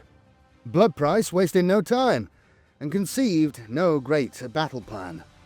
He always held his flagship gore-drenched at the fore of his fleet, and when his armada entered the planet's orbit, gore-drenched charged through the clouds of dismembered Tyranid void forms and Orc ships' wreckage, and into the fray.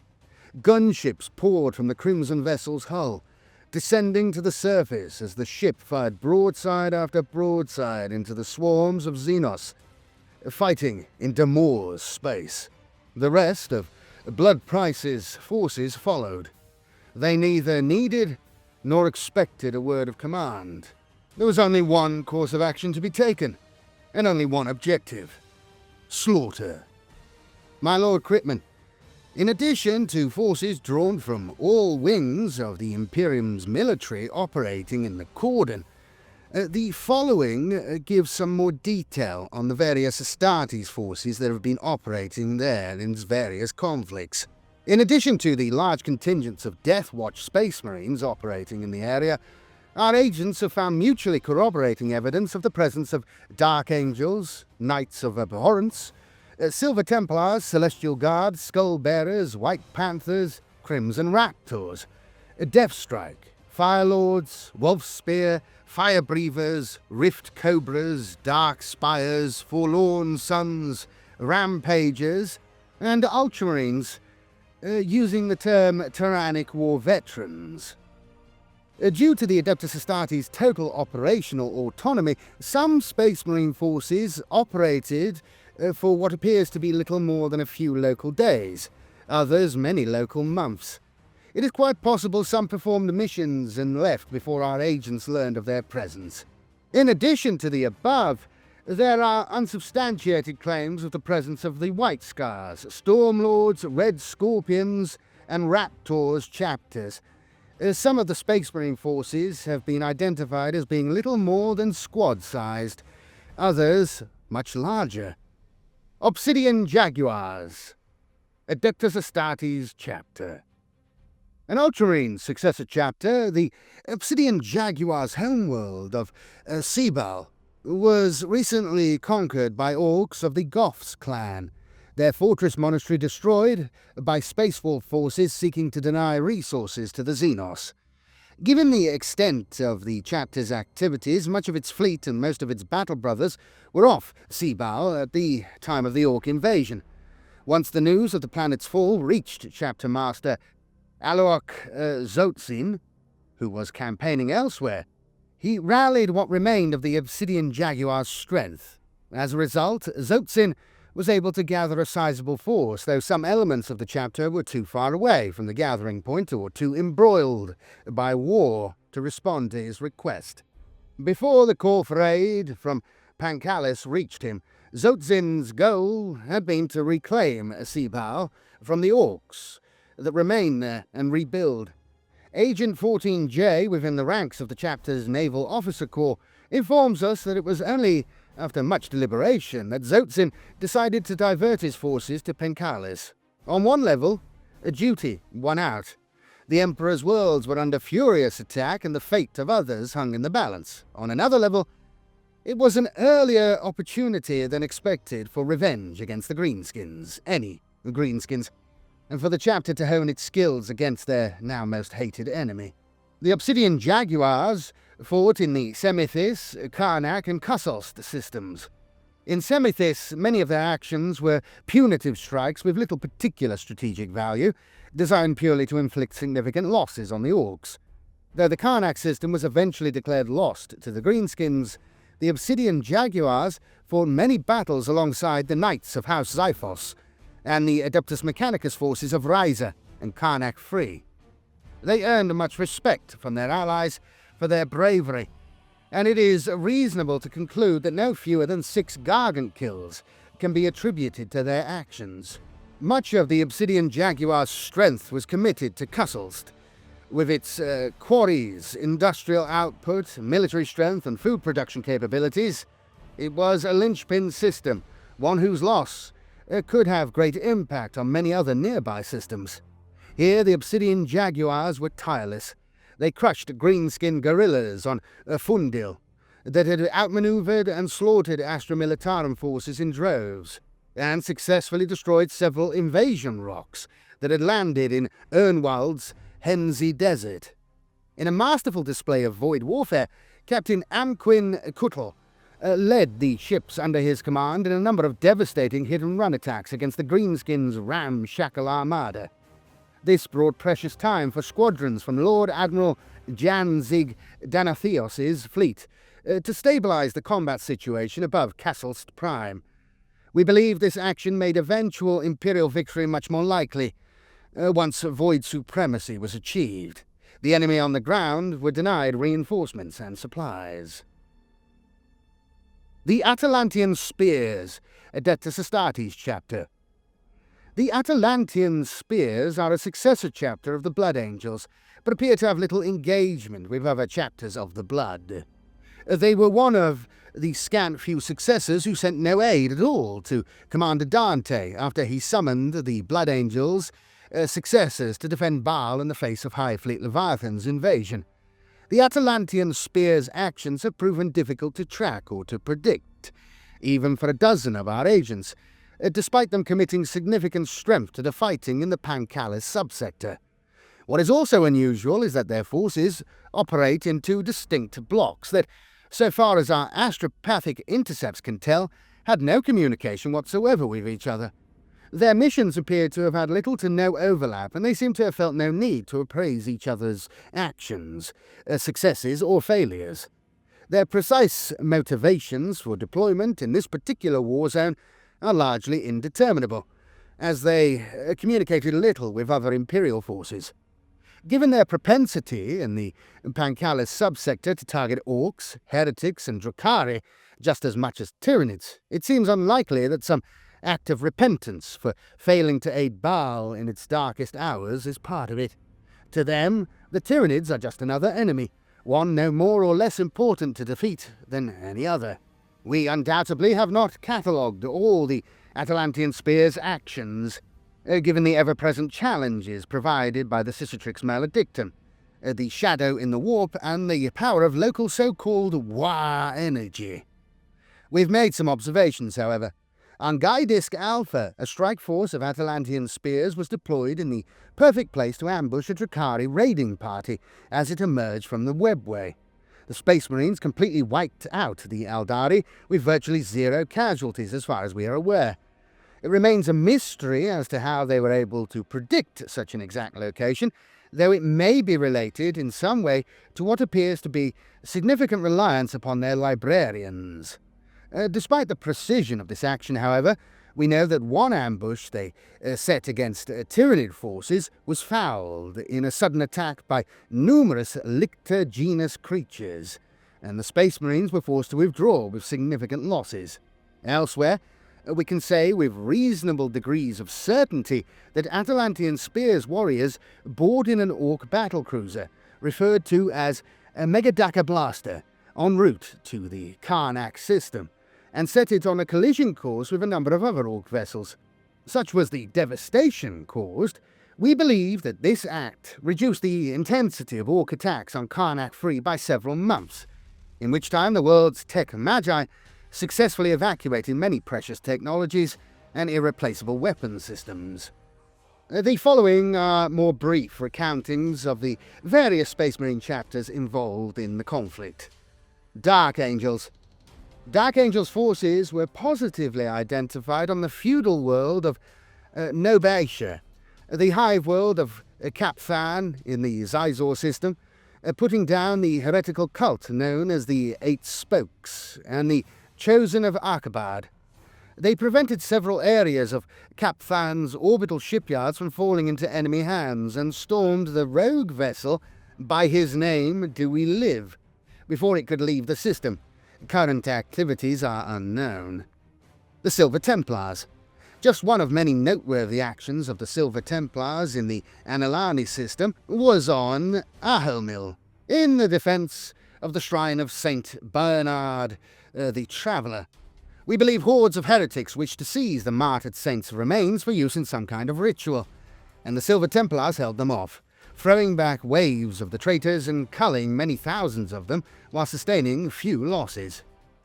Knights of Abhorrence. Though reports exist of the Knights of Abhorrence having also fought elsewhere in the region, primary intelligence speaks of their efforts in the Kusholst system. On Darkmont, they successfully destroyed a gene-stealer cult outbreak that called itself the Onyx Worms, in an area of highlands known as the Ribs of Jagathar. On Kusholst Prime, they were instrumental in the defense of the Broad Crest Citadel, where they launched numerous armored counterthrusts against attacking greenskins. Wolf's Spear. The Wolf's Spear waged great hunts against the Tyranids on the frozen death world of Death of Byanzir. They stalked lictors in howling snowstorms and brought down biotitans on city-sized ice floes. On Mount Hilmbach, the Wolf's Spear initiated an avalanche that wiped out a colossal Tyranid horde, either crushing the Xenos or driving them into the icy depths of the Mirror Sea. Death Strike. The Death Strike fought to defend the emergency extraction of Gaidisk Quartaris' colossal food stockpiles. The world was beyond saving, but its resources were vital for the war effort elsewhere, though some of it the Space Marines were forced to burn to prevent the Tyranids from consuming it. The Death Strike themselves utilized Gaidisk's Tertius as a recruiting world, and so raced to rescue the small gene seed stocks housed there, as well as evacuate potential recruits. White Panthers. The White Panthers fought one of Unix's most important battles. First, they retook Vapor Extractorum Plant Alpha Megaris 001 from gene-stealer cultists of the ever-shifting Sand Coil. It was a close-quarters battle, made more difficult by the fact that the infrastructure had to be protected to maintain water supplies to the population. This took several weeks. At the end, the Space Marines had scant hours to prepare a defense of the planet they had just captured against a swarm of incoming Tyranids. Rift Cobras. The Rift Cobras responded to panic calls for aid from the penal world of Karnak V. They found themselves not only fighting the looting hordes of Nabrot Stubfingers, but also the armed rioting inmates. They crushed both with ruthless efficiency. In what was called the Death Rain Massacre, they slaughtered thousands of convicts in a matter of minutes, and also prevented the Greenskins from looting the vast armament stockpiles at Bastille 7C3. Rampagers.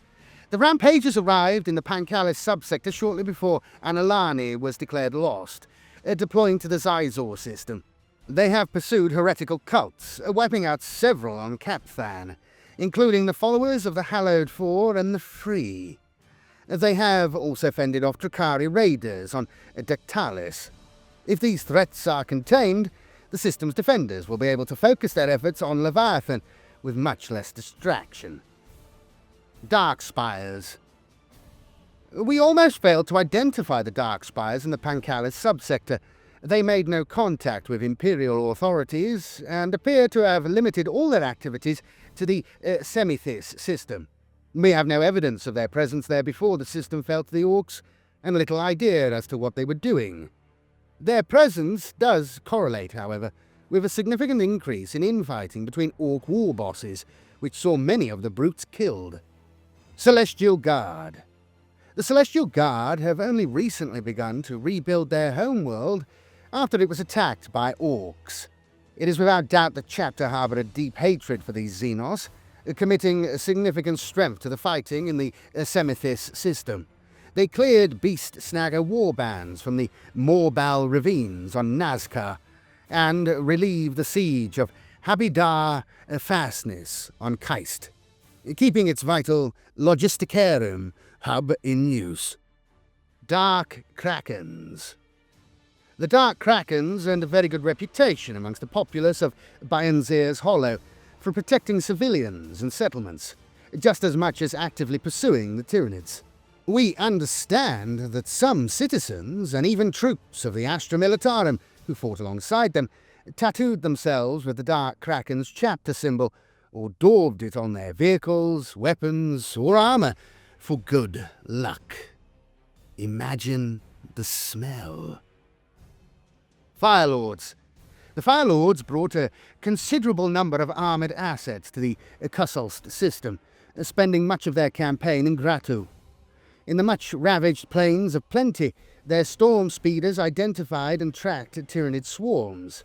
Not only did this offer vital warning to other units, but it also provided targeting telemetry to the Firelord's own Whirlwind batteries, as well as Astra Militarum artillery, enabling these forces to annihilate huge numbers of Tyranids.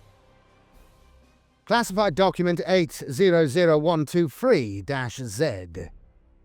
Account of Orc forces engaged in Pancalis and on Valoria. My Lord Kryptman, the Greenskins fighting in the Pancalis subsector and on Valoria came from a vast number of tribes. They brought with them all manner of war gear, including many weapons and vehicles previously unknown to our study. Below is a summary of my assessment. Greater detail is included in attached file 8B9GNS. Your loyal servant, JBZ. The Pancalis subsector. Each of the primary Orc warlords fighting in the Pancalis subsector had hundreds of tribes and warbands at their core. Kagrit, the Red Toop's hosts, included warbands such as Gorguts's Great Big Grand Mob, the Scrap Heap Bad Lads, and the Tank Smashers. The Scar Boys of Stugbrog the Face Grinder were among the largest our agents have ever recorded, almost comparable to the Greenskins described in the Apocrypha of the War of the Beasts, which I still do not believe is true, or actually happened. Nabrot Stubfingers was a relentless kleptomaniac. His personal vehicle was a looted Baneblade Super Heavy tank, taken during an earlier attack against Karnak Free. Known as Gork's Other Foot, Stubfingers has since claimed many other similarly powerful vehicles for his own, each of which he, imaginatively, also named Gork's Other Foot, due to Stubfingers and his followers' proclivities for looting. His mechs had enormous amounts of material with which to experiment. Reports speak of multiple tests with explosive results, but also many that were productive. It appears that some weapons devised were particularly effective against the Tyranids. Alas, names such as the Crumpwagon of Gork, the Biggest Boomstick, and Mork's Wind give us little idea as to how they worked in practice. Valoria. There was no overarching warlord leading the Orcs who fought on Valoria, as the various tribes and hordes involved arrived independently, though many war bosses fought each other for dominance at different times and seized control of each other's forces. All appear to have been drawn by Van Roff's experiments with Bad Crasher's crown. Several stand out. The Bloodaxe Beast Snagger, known as the Squig Hunt, were led by Beast Boss Kugruts the One-Tooth, and they controlled entire herds of gargantuan squigoffs. The snakebite speed freaks of war boss Zip Funda were known as the Steam Stormers, and their convoys consisted of thousands of steam-powered custom trucks and buggies. The Goth Scar Boys of war boss Krug, who appear to have had no clan name, just declared wherever they went that they were the biggest and the meanest. Their mega-gargants crushed entire forests on Valoria's surface. Others included Zag Bog's cannon crew, Boss Gargoss's Deathspite Daka boys, and the lads of the Stomp. The preferred fighting techniques of these latter three warbands are self-explanatory. A count of Tyranid forces engaged in Pancalis and on Valoria. My Lord Kryptman, as one would expect, Tyranid numbers in the Pancalis subsector were beyond calculation. Swarm behaviour was largely within previously observed norms. Example cases are highlighted below. The behaviour on those on Valoria was different, however, given their period of isolation from the rest of the hivefleet. Greater detail is included in file 2P3TDS. Hivefleet Leviathan deployed millions of bioforms in a matter of hours against Gratu via mass mycetic spore drop. Notably, the vast majority, above usual levels, of the Tyranid's strength was made up of gaunt forms. We have pick recordings of swarms covering several hundred miles of terrain without a break. It is unclear why they were deployed in such a fashion. We have identified a number of new subvariants of these bioforms that fall even outside the Alphas, Bitaro, Gammis, and Caporn strains we have categorized. Local defense forces daubed two of these, Triclaws and Cyclopeans. Our Magi biologist allies have examined weapon samples taken from Gratu's battlefields, finding that the flesh-borer beetles and devourer fleshworms are marginally different from those we retrieve from other war zones. Like all others, however, the teeth and body shape of these insectoids are finely adapted. These variations help them penetrate different patterns of flak armour worn by Imperial troops in the various regions being fought over. The fortress world of Vand was faced with both an attack from above in a mycetic spore drop and from below by preceded infiltration-optimised bioforms. What is particularly noteworthy is how fully prepared for siege warfare invading Tyranids seem to be. The preponderance of synapse creatures suggests an anticipation of high casualties and/or a need for closer than normal levels of force control. Additionally, I have seen very few battlefields where the Tyranids have deployed such a concentration of apex-level biotitans. A number of new varieties have been identified, named as Monstrum gravitamis and Bestialio galati. Bestia gladio gigantus and Rhinocia arabdabus.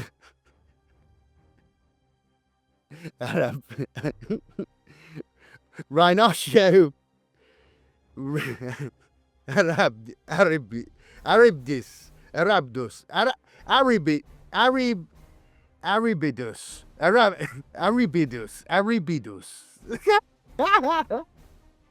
The night world of Saubus was subjected to several weeks of severe spore mine bombardment from Leviathan bioships in orbit before the Xenos began planetfall.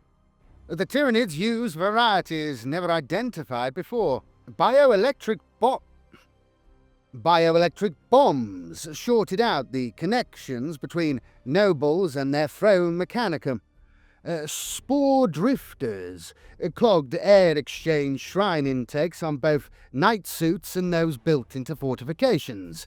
Delve spikes pierced several meters of ferrocrete before exploding and sending razor-sharp shards of chitin in all directions, bringing down walls and slaughtering defenders. Excerpt from log 147TRN. We barely pulled Tylon and Anatra out of Guidis Quartus in time. They had only just secured our contract when the Tyranids attacked. There'd been no reports of spores and only the barest hints of the shadow of the warp. But this close to the Octarian War, there would always be some of that.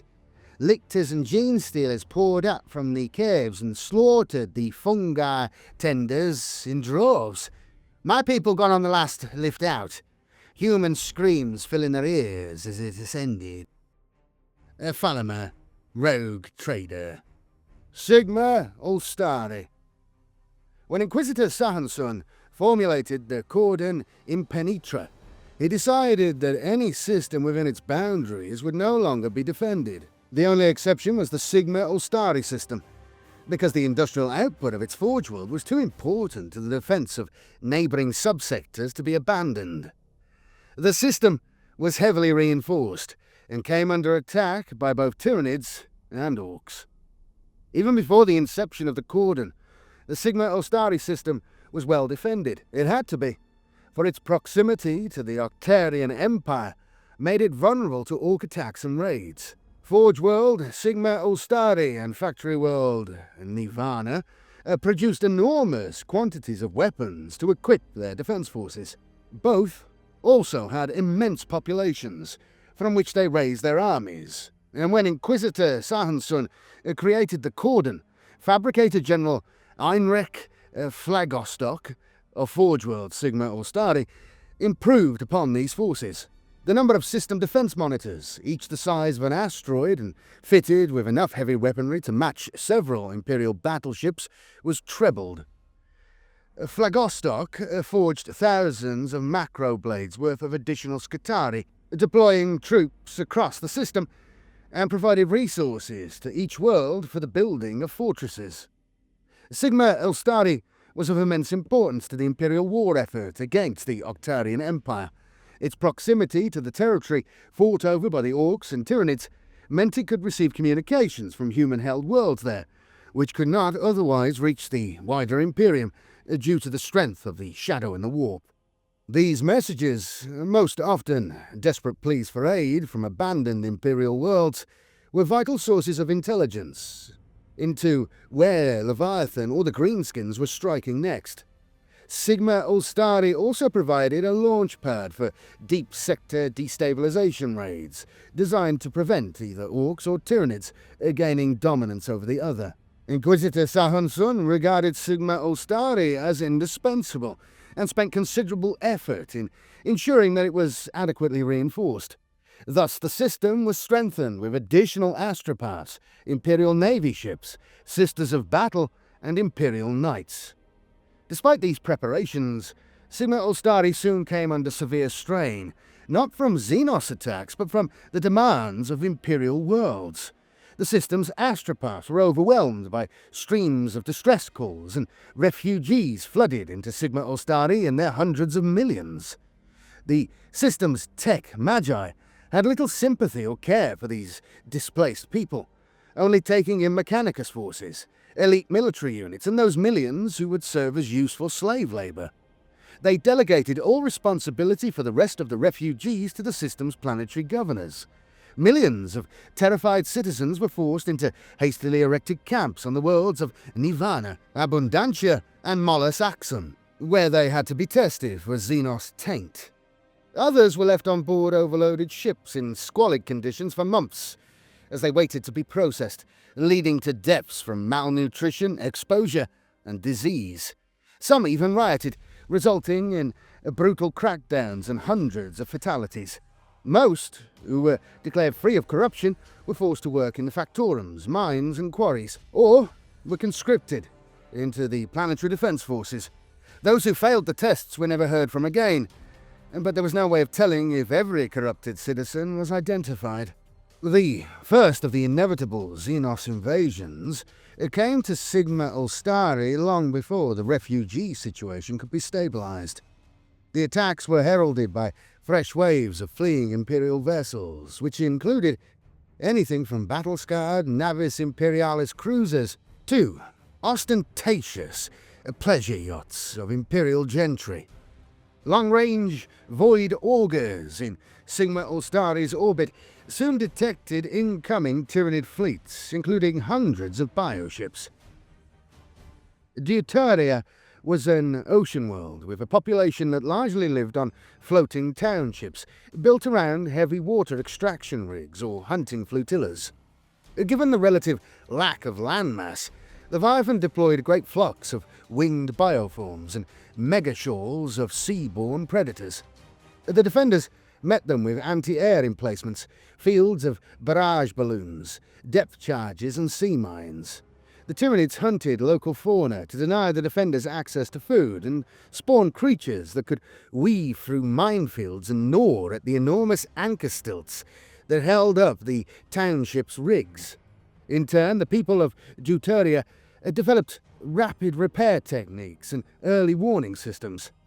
The tendril of Leviathan was eventually defeated in an enormously risky operation as the majority of the hunting flotillas gathered in one location, drawing in an enormous percentage of the Tyranid force. The defenders then unleashed flights of gunships loaded with atomic depth charges to slaughter the Xenos. Though thousands of the ocean world's inhabitants were lost in ensuing dogfights with Tyranid air beasts, enough survived to inflict catastrophic losses on the seaborne monsters. The invading Tyranids also surged upon the forge world of Sigma Ulstari itself, the surface of which was mostly given over to kilometers-deep oceans of toxic waste. This worked to the defenders' favour, as it meant that there was little safe landing ground for an invading enemy. The Tyranid invasion began with the seeding of vanguard organisms, which swiftly identified the danger the oceans presented to myetic spores. The gene-stealers and lictors spread warning scents around the ocean shores to prevent any invading Tyranids landing in the corrosive seas. With limited landmass, the defenders concentrated their strength. There were only so many locations suitable for landing large armies. Scutari hosts, Astra Militarum regiments, Titan formations from Legio Ferrocastrum, and knights of numerous houses met the vast swarms. War raged in the upper reaches of the planet's forge spires and on its rad-scorched plains. Basilicon Astra and Navis Imperialis ships fought ferociously to annihilate the Tyranid fleet. Such was Sigma Ulstari's military might that it broke the Xenos invaders, but suffered high casualties in the process. The production capacity of some forge spires were reduced to nil. Millions of Tyranids survived and were in need of purging. The Forge world had held, but it would not be the last time they had to do so. It was many months before the next invasion of Sigma Ulstari system. It was carried out by cunning Bloodaxe greenskins, pursuing fleeing refugees in the hopes that they would lead them to fresh worlds. The hordes of Zagrob the Butcher attacked the forested quarry world of Molus Saxum.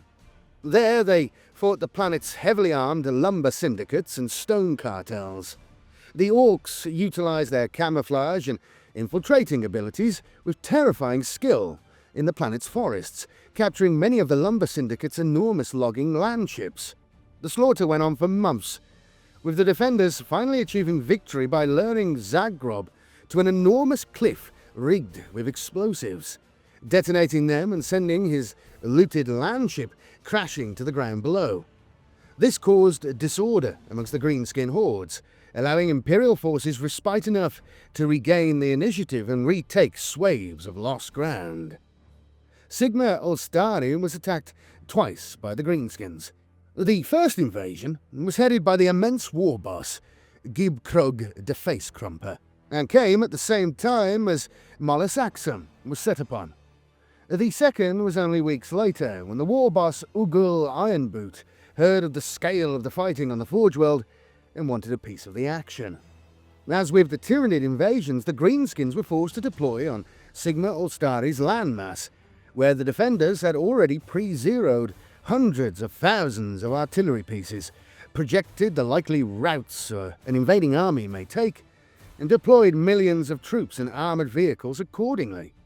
Despite these preparations, the defences had been weakened considerably by the recent Tyranid invasion, and millions of troops were deployed to purge Tyranid infestations that still lived all over the planet. In the apocalyptic warfare that ensued, Imperial and Mechanicus casualties were appalling. Entire forge spires were destroyed. The only respite the defenders enjoyed was when Ork hordes were attacked by Tyranids, or Orks, following different war bosses, scrapped with each other. But these moments were relatively few and far between. Eventually, purely down to the sheer power of Sigma Ulstari's forces, the Orks were also defeated. But Fabricator General Phlogostock knew they could not withstand another attack. He saw no reason a fresh invasion would not occur, and so Sigma Ostari called for aid. Total strength remaining since initiation of Cordon Impenetra Protocol, 54.314%. Total defense monitor availability since initiation of Cordon Impenetra Protocol, 27.832%. Estimate number of Orkoids still present on the world of Sigma Ostari, unknown millions. Estimate number of Tyranids still present on the world of Sigma Ostari, unknown millions. System population increase as a result of incoming refugees and retreating military forces, 63.975%. Situation untenable. Estimate likelihood of victory over additional Xenos invasion, 19.398%.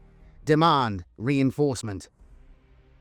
Stunned at Sigma Ostari. The next invasion to strike the Sigma Ostari system was larger than any before, with thousands of bioships powering through the void toward them, all prayed for reinforcements. Without aid, the defenders were sure the Tyranids would overwhelm them. The defenders of Sigma Ostari cried tears of joy and sang praises to the Omnissiah and the Emperor when they saw mycetic spores plunging into their Forge World's toxic oceans. However, this moment of gratitude did not last long as swarms, millions strong, raced from the waves. The Tyranids had adapted to the horrifically corrosive chemicals in Sigma Ostari's seas. Fixed artillery could not be relocated in time, and formations of Sigma Ostari troops were outflanked and destroyed before they had a chance to react. In a handful of places, Imperial forces managed to move quickly enough to prevent the Xenos from gaining a beachhead. Baron Caelon of House Galerius led his knights in a heroic charge against the Tyranids as they emerged on the shores near Forge Spire Thetis Secondos, buying valuable time for Skitarii macroclades to be mobilized. The commander of the 813th Aeronautica Imperialis Lightning Sting Division scrambled hers and many other bomber divisions without orders, saving Forge Spire Fion Primus from invasion. More and more Forge Spires came under attack as the Tyranids deployed millions of bioforms on Sigma Ostari's landmass, as well as the world's oceans. Xenos swam up the refuse tunnels to infiltrate the Forge Spire's lightly defended underbellies, slaughtering thousands as they went. And artillery biotitans blasted the immense structures with barrages of corrosive spores that ate through meters-thick adamantine armor. Hundreds of thousands of electro-priests and Skitarii went to their depths to halt tunneling organisms, throwing themselves down the immense maws of the Ordinatus-sized creatures in an attempt to slay them from within. The threat grew so great that many tech magi risked the evacuation to safer Forge Spires of key personnel and technological relics. Many transports were torn apart by pursuing Tyranids, their precious contents lost forever. Fabricator General Phlegostok's forces were under immense strain. Some Forge Spires had fallen, many were under siege, and all were increasingly isolated from each other. Losses were in the millions. The situation was critical. There was still no sign of reinforcements when the Fabricator General received word of an Ork invasion fleet entering the system. Unbeknownst to him, enormous warp storms, resembling waves of blood, had torn through swathes of the Octarian Empire. They brought with them empiric entities and millions of Gore worshippers who slaughtered countless greenskins and Tyranids, altering the balance of power in numerous battles between the Xenos races. Having had his Tyranid quarry slain by such a warp wave, Warboss Tusker Grob Worldkiller now led his snakebite hordes down upon Sigma Ostari in search of new foes. Worldkiller's War took the Tyranids by surprise as much as it did the defenders of Sigma Ostari. Biofleets previously committed to the final annihilation of defending Imperial ships hurriedly broke off to intercept the Ork invasion armada. On the ground, megaswarms abandoned sieges to counter hordes of greenskins. Some tech magi whispered their thanks to the Omnissiah as Orks and Tyranids ripped each other apart, but this reprieve was always temporary. Soon enough, the fighting spilled into the Forge Spires. triggering tripartite slaughter, even bloodier than what had come before. While Worldkiller unleashed his warbands all over Sigma Aeldari, the warboss himself targeted Alpha Primaros, the capital forge spire and seat of Fabricator General Phlegostok's power. There were only 2 land routes to Alpha Primaros, which was situated at the centre of an isthmus. One was blocked entirely by the toppled remains of Forge Spire Alpha Tertius, which fell in an earlier invasion and was now garrisoned by millions of Phlegostok's troops. The other was guarded by a series of bastions and fortresses called the Cog Wall. Disregarding complex attack strategies as un-orky mucking about, Worldkiller sent enormous hordes to attack from both routes at once. If he could overwhelm the defenders of one causeway, then those guarding the other would find themselves caught between Orks in front and behind. The ruins of Alpha Tertius were only suited to infantry. The fighting was a confused nightmare amongst a hell of warped metal, and there was no front line of any description in the bloody confines. The wreckage itself was several kilometers high and a greater distance wide. The ferocious battles taking place all through the labyrinth of its mangled superstructure. Barbarous snakebite commandos hunted their foes through crawlways, while Sisters of Battle squads purged chamber after chamber with flame. Troops could be surrounded without even realizing it. Navigation was inordinately difficult, and fragile parts of the wreckage could collapse at any point. Though these were all problems for the Greenskins as much as for the Imperial forces, the Orcs' numbers, tenacity, and sheer enjoyment of violence saw them push through. The fighting at the Cog Wall was going no better, with Greenskin forces also grinding over increasingly isolated fortifications in their push to Alpha Primaros. Even the Titans of Legio Ferricastrum and the Knights of House Securius were not powerful enough to stem the tide of steam gargants, beast snaggers, and squigoffs. Fabricator General Phlegostok could see the end coming.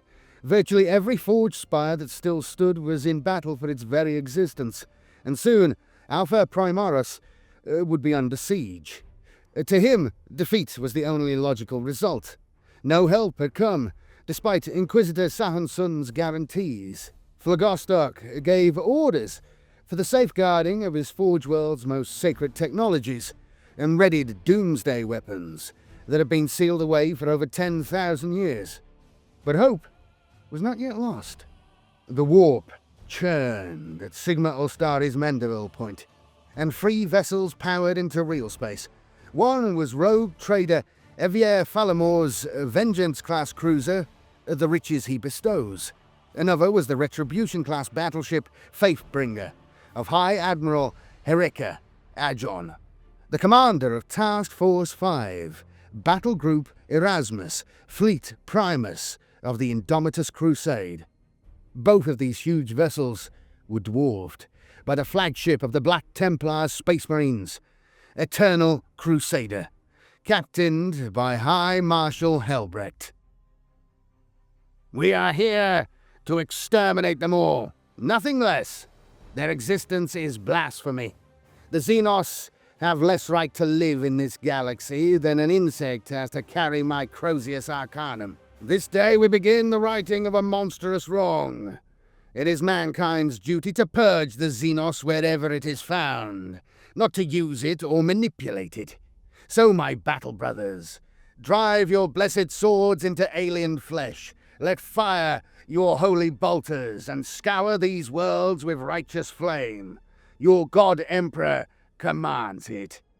High Chaplain Merrick Grimaldus of the Black Templars. Following in the wake of these 3 vessels was an enormous fleet. High Admiral Ajon led an armada of hundreds of warships and troop transports. Falamor's flotilla consisted of a huge variety of vessels, collected by the rogue traders' dynasty over millennia.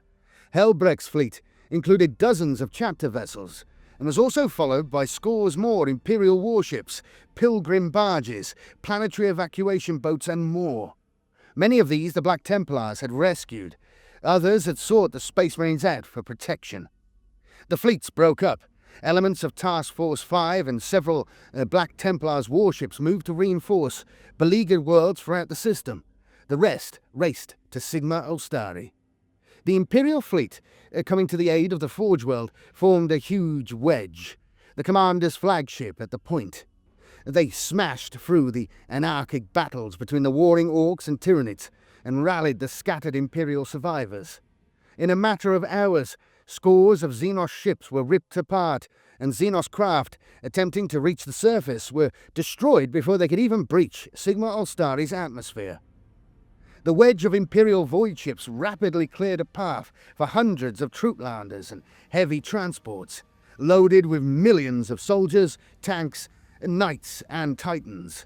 They plunged through Sigma Ostari's stratosphere, running the gauntlet of Ork aircraft squadrons and megaflux of winged Tyranid bioforms that battled for dominance of the skies. Many of all sides were destroyed. Nonetheless, pathfinding drop troops and scores of Aeronautica Imperialis divisions fought hard to clear landing zones. Ships docked with forge spires on the verge of total collapse. Deploying troops and battle tanks drove straight into streets and upper processionals to prevent the towers from falling. Black Templars deployed wherever the fighting was thickest. They relieved defences on the brink of collapse and blunted alien assaults, slaughtering countless Xenos like avenging angels. By their mere presence, they restored morale to the despairing defenders. The Space Marines of the Rift Praetors and Axes of the Emperor carried out a rapid drop pod and gunship assault against the Orks pouring into the ruins of Forge Spire Alpha Tertius. Their gunships strafed Xenos hordes, while the Adeptus Astartes ran rampant through the Greenskins' forces, preventing many Orks from piling into the ruins. Lances of knights from House Darthos and Mondast moved to reinforce the battered defenders of the Cog Wall, rescuing surrounded forces and enabling the fighting retreat. The Orcs' numbers were too great for anything else. War Boss Worldkiller would not be denied his prize, however. Attacking Alpha Primaris with fresh waves of steamwalkers, squigoffs, and hordes of boys, he stomped over any pockets of resistance remaining at the Cog Wall and surged on to the Forge Spire. Retreating Imperial forces sent word of weapons unlike anything they had ever seen, which they believed had the power to breach Alpha Primaris's armoured flanks. Worldkiller had 6 gigantic explosive-rigged battering rams. Each was pulled by a dozen Orchiosauruses, gargantuan squigoffs larger than Imperial commanders had ever seen. One of these monsters was Worldkiller's mount, and the war boss had every intention of being the first Ork into Alpha Primaris. If the Forge Spire was to survive, the battering rams had to be stopped. When Helbrecht heard of what was transpiring, he rallied the bulk of his warriors and rushed to Alpha Primaris. The battle for Alpha Primaris rapidly became the most ferocious on the entire planet. Aeronautica Imperialis divisions fought desperately for aerial supremacy. Interceptors engaged in fierce duels with Ork fighters to make room for bombers to strike at the immense squigoffs. Each battering ram was escorted by hundreds of thousands of Orks, and every kind of ramshackle vehicle, contraption, and walker in the Greenskin arsenal. The Orchiosauruses themselves had battle howdahs, filled to the brim with boys manning cannons and anti-air guns. Rampaging speed mobs intercepted Imperial armoured columns attempting to fight through to the Orchiosauruses. Battles within battles formed as Imperial forces made countless attempts to slaughter the squigoffs and stall the advance of the rams. All failed. Helbrecht looked upon it all with a deep sense of frustration. He prayed continuously as he appraised the tactical situation, looking for a weakness in the Greenskin host and beseeching the Emperor for a fragment of his divine wisdom. The High Marshal's prayers were answered when he observed the squigoffs' huge howdahs were unshielded. They could be boarded.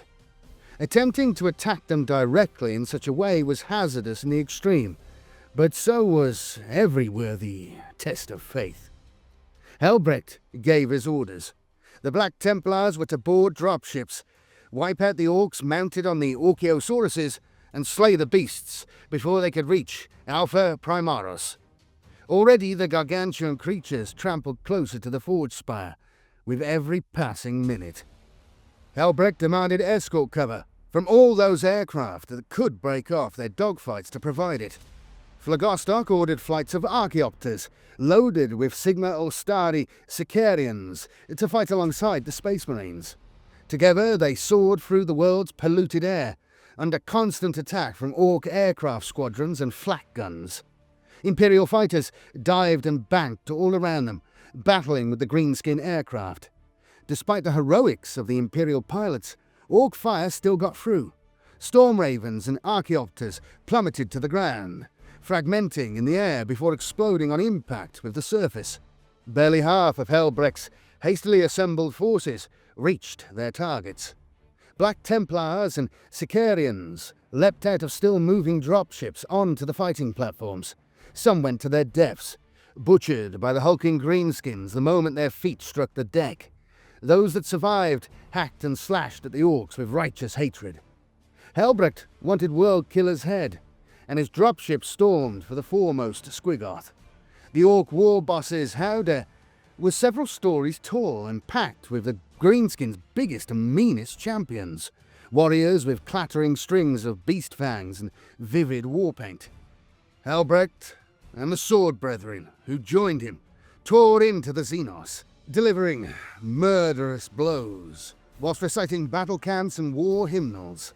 The Orks met them with bestial savagery, every one of the Xenos wanting the Space Marines' heads for their trophy racks. In the war platform's close confines, there was no space for the employment of clever tactics. It was a battle only of pure brute force and sheer will. The decking became slick with alien and post-human blood, and warriors trod on the corpses of the fallen. Amongst it all, Helbrecht was always moving, every swing and thrust of the sword of the High Marshals taking an Ork limb or head. It was not long before Helbrecht came face to face with war boss World Killer. The greenskin was bedecked with glyphs depicting serpents and fangs, and he had festooned his armour with tusks and skulls taken from slain beasts. Helbrecht spat at the sight of such hideous blasphemy. He vowed to the Emperor that he would slay the Xenos. Anger coursed through him, fueling his muscles as food would an ordinary man. The greenskin countered every one of Helbrecht's attacks with an axe as tall as the High Marshal that crackled with energy.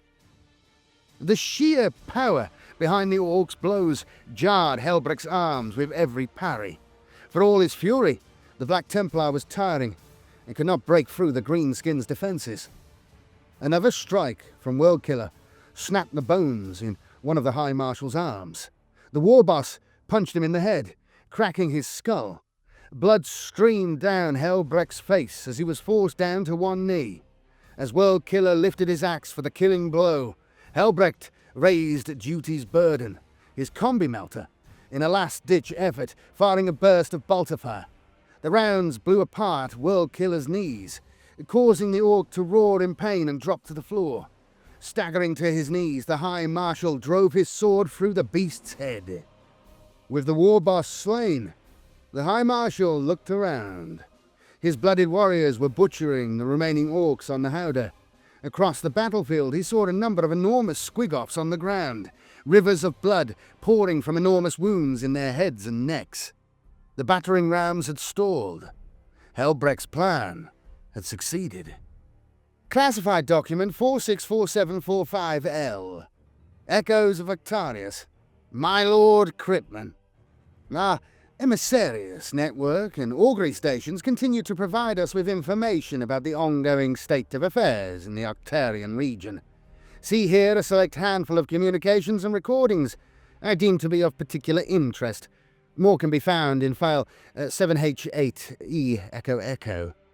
Ever your most loyal servant, JBZ. Recording 1. Another astropath died today, the last one. The message is they received or speak of horror, death, and alien conquest. The missives are full of terror and desperation. So many worlds, so many are falling. We are truly alone out here. I've ordered the evacuation. We are doomed otherwise. Recording 2. This is Admiral Cornelius Baryal of the Talavaris Subsector Defense Fleet. Orks are ravaging the Deus, Zelos, and Carino systems. They have a dozen space hulks, thousands of ships, and they've already destroyed half my vessels. They broke through most of the Defense Guardian stations in a matter of hours. I've pulled in every patrol, pressed every merchantman, and rushed 200 damaged or incomplete vessels to a kind of battle readiness. We make our stand at Gentari Anchorage. If the Orks take it, the Emperor knows how many ships they will be able to build and repair. We will hold as long as we can. To any vessel that hears this, please aid us. Recording 3. Emperor, save us. The last Titan. It is fallen. Destroyed by a half-dozen of the green-skinned Gargants. Nothing stands between the citadel of St. Erenthion, the blind, and the hordes now. My bastion is full of the wounded, the sick, and the afraid. My troops are exhausted, my ammunition supplies depleted, and my walls weakened. If not even the god engines can throw back the Xenos tide, what chance have I? We stare defeat and death in the face. The Orks will be upon us soon. We are the last holdout on the entire continent. I can only pray that aid comes soon. Recording 4. Enforcer wards 32 Sierra, 15 Delta, and 47 Epsilon have been overrun by the Xenos worshippers. The entirety of the 2nd and 97th Defense Militia Regiments are corrupted and are thrown in their lot with the heretics. And these are only the traitors we know of for certain. Several gate bastions guarding entry to the lower mid-hive are under siege. We've mobilized more militia regiments, but we're finding corrupted cells in all of them. Nonetheless, these are not my biggest concerns. The cultists are making their way to the Grand Armory at Kairas Junction. Only Enforcer Macro Ward 93 Philon is in their path. If they are defeated, the enemy will have access to hundreds of battle tanks and combat walkers. We must intervene. Recording 5. The Margus system has fallen, sire. All of it consumed by Leviathan. We encountered a handful of refugee ships that we will quarantine and hand over to the Adeptus Arbites when we return to the point. Scarcely a few 100,000 made it off their worlds. None of those we've identified were on the evacuation list, sire. It looks like the Tyranids got them all. Generals Rask, Helan, Bertius, and Reng are all gone, along with their armies. Governor Zakani won't be getting reinforcements. Recording 6. Emperor be praised, safe at last. Worth every owed favour and coin spent. I felt such relief when the dropships burst through the rogue trader's vessel. The burdens of planetary leadership are heavy indeed. Heavier when doomed to alien invasion. My successor will have warning of the oncoming Tyranids. I have made sure of that. But I would never have been able to leave Actios if I had told anyone earlier. Recording 7. My lady, something in the Orc Empire of Octarius has come to our attention. The Greenskins call it Demore. The blood worshippers, who we thought had disappeared from the region, still fight there. They are growing in strength, stirring up an escalating conflict between themselves, the Greenskins, and the Tyranids. They began fighting for a world and now fight for a system. We have identified numerous large-scale empiric manifestations. We should gather the Conclave and contact Titan. Recording 8. We had finally declared victory when they came. Our cities were burning. Billions of our population had been slain. Our forests were no more. Our oceans were polluted. We had been devastated, but we could rebuild. Then the tomb ships appeared in orbit. Scores of them. Ancient buildings, thrumming with eldritch energy, arose out of our war-shattered ground at the same time. My lord readied us for our final stand. I too readied my weapons, but he sent me away to warn you. There are Necrons coming.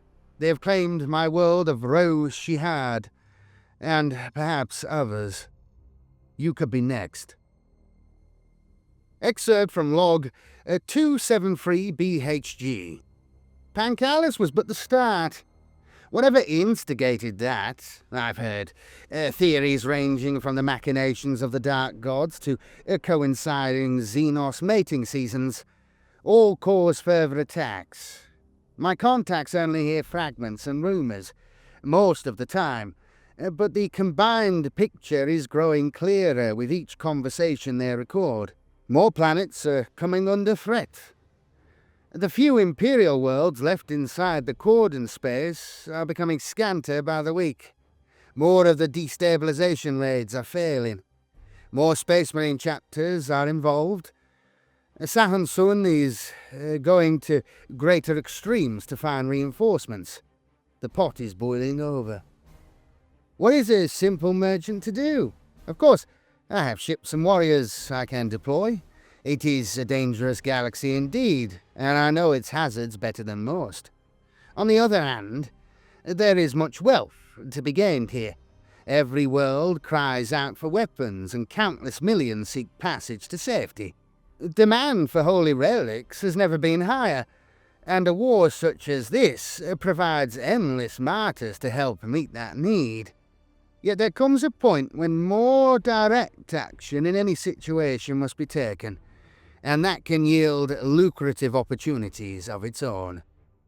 Ivor Follamore, rogue trader.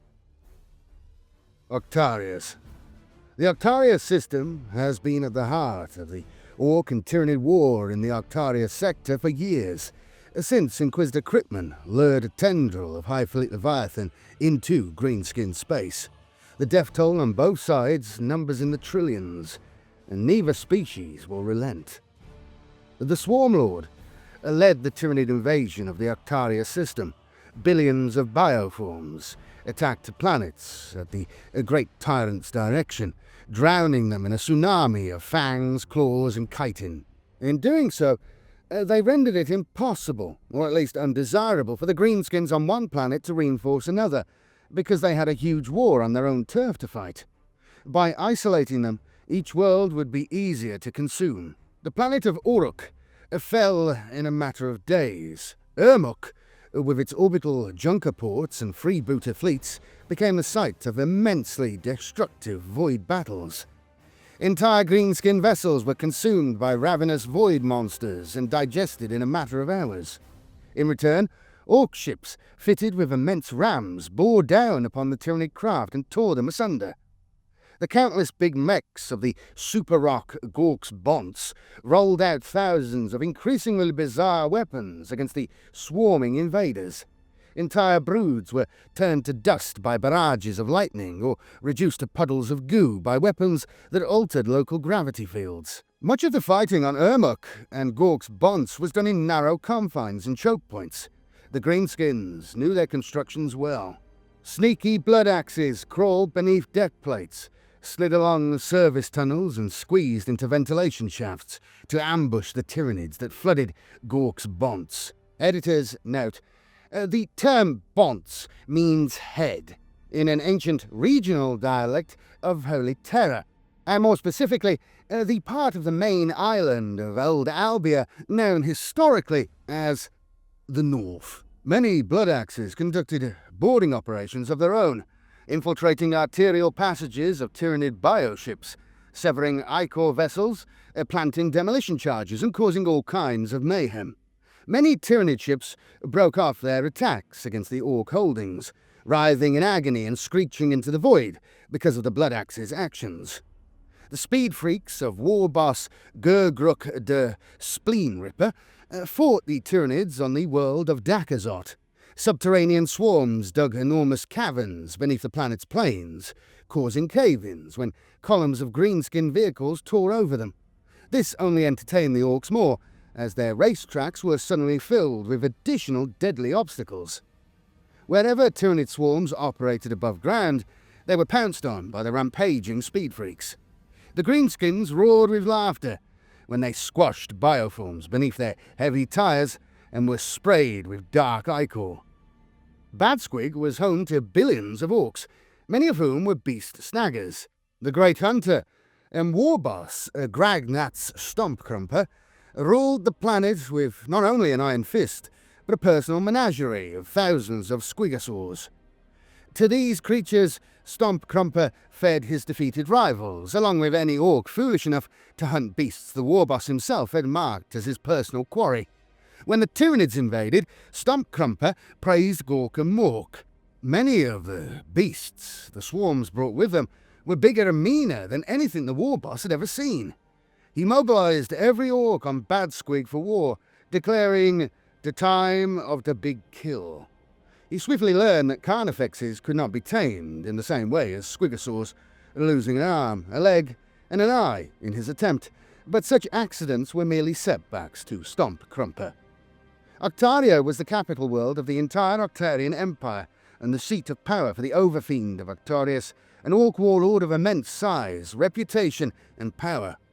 On that world, billions of greenskins and Tyranids died within Octaria's mountainous settlements, and amongst the vast underscrapped cities beneath them, stone valleys echoed with gunfire, roars of pain and slaughter for month after month without end. The ground was turned to a crimson mulch of blood and ichor. A constant stream of orcs and Tyranids arrived, each race seeking to gain supremacy in a relentless war of attrition. Such was the power of the Overfiend, and the sheer number of orcs that not even the dark genius of the Swarmlord was enough to overcome the greenskins. The Tyranids needed more biomass, so offshoots of the tendril went off in search of it. With the whole of the Octarius system still embroiled in war, they went to lesser orc-held worlds, known to the Imperium as Gorola, Keltor, and Daragon. There they slaughtered billions upon billions of greenskins and consumed enough biomass to conquer Octaria thrice over. However, before the hive ships, bulging with these extra resources, managed to arrive back on Octaria, the Great Rift tore itself across the galaxy. Few places were left unaffected by the appearance of the Great Rift, and the Octarius system found itself in the grips of what was known as the Blood Crusade by Imperial observers. Mighty hordes of gore-crazed corn worshippers and legions of bloodthirsty demons descended upon the system, riding roiling warp storms that some called blood waves. Octaria was engulfed in a new level of war. The Tyranids fought especially viciously to keep demonic hordes from destroying Octaria's plentiful biomass. Bloodletters swarmed over biotitans and dragged them screeching to the ground to be hacked to death. Bloodthirsters beheaded hive tyrant after hive tyrant, and droves of blood-worshipping humans used their bare hands to tear at hormagaunts in a violent frenzy. All roared Khorne's praises as they slew. After 8 hours of horrific slaughter, the blood waves receded, and the overwhelming bulk of the Khornate forces vanished with final echoing cries, as if they were never there. Both alien races had been seriously depleted by the conflict, but the Tyranids were left much weaker than the Greenskins. Demons offered them little sustenance, but had butchered countless millions of bioforms. The balance of power was now stacked against the Tyranids in favour of the Orks. The bewildered survivors of both sides picked up the fighting where they had left off, with little time lost. The Overfiend observed his boys were winning more often, and that the Tyranids were fewer in number. The mighty Orc chieftain pressed his advantage, crushing swarm after swarm and gaining momentum. He was winning. The Swarmlord knew, however, that the Overfiend was the Orc's linchpin. Without him, the Greenskins' cohesion would fall apart. Therefore, the Tyranids' only chance of turning the tide and securing the eventual consumption of Octaria was to slay the Orc warlord. The Stormlord also recognized that if it left it too late to strike, the Tyranids could be driven from Octaria, and the Overfiend would be free to take up his armies and sweep the rest of the system clear of bioforms. The Overfiend was not difficult for the Swarmlord to find. The colossal greenskin was always at the centre of the biggest battle. The Swarmlord, accompanied by hundreds of Tyrant Guard, fought its way to the Orc warlord, while the Tyranids carved their way through greenskins the size of death dreads. The Overfiend met their charge head-on with a delighted roar. Within the fray, the Swarmlord and the Overfiend met, the former leaping with incredible speed to avoid the grasp of the Overfiend's immense power claws. Scores of Tyrant Guard sacrificed themselves to shield their charge, but time and again the Overfiend blocked their decapitating strikes with an ironclad arm. Neither leader could overcome their opponent. After hours, the Ork eventually got the better of the fight, landing a devastating punch into the Tyranids' midriff after crushing a Tyrant Guard who tried to stop him. He grabbed the Swarm Lord's head in a claw and crushed it. Seizing the monster's body with his other claw, the Overfiend ripped the beast in two. Such an event would break many armies, but not the Tyranids of hivefleet Leviathan. Other Synapse creatures swiftly gained control over the hordes as they made a fighting withdrawal. Though they were beaten this day, billions more of their kind fought on.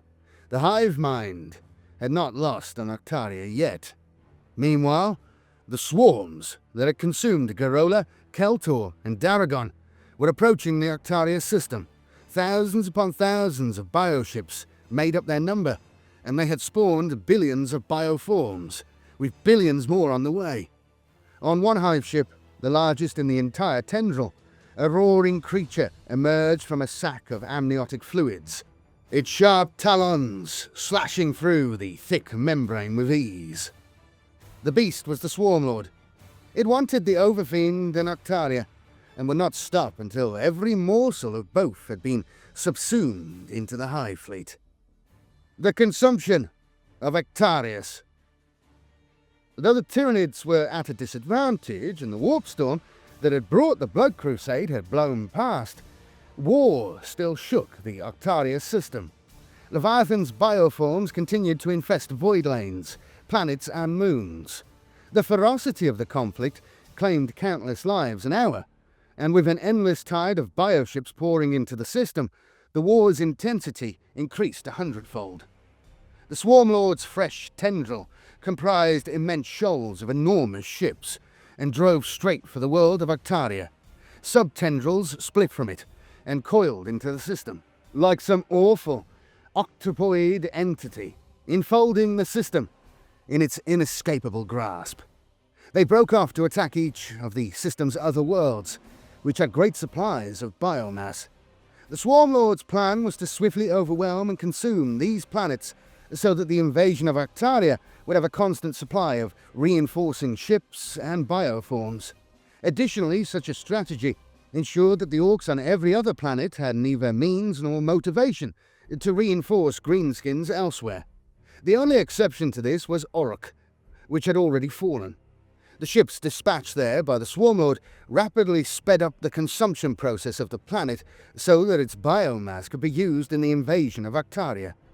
Ork's surface was dotted with digestion pools, capillary towers, spore chimneys, and biofactory organisms.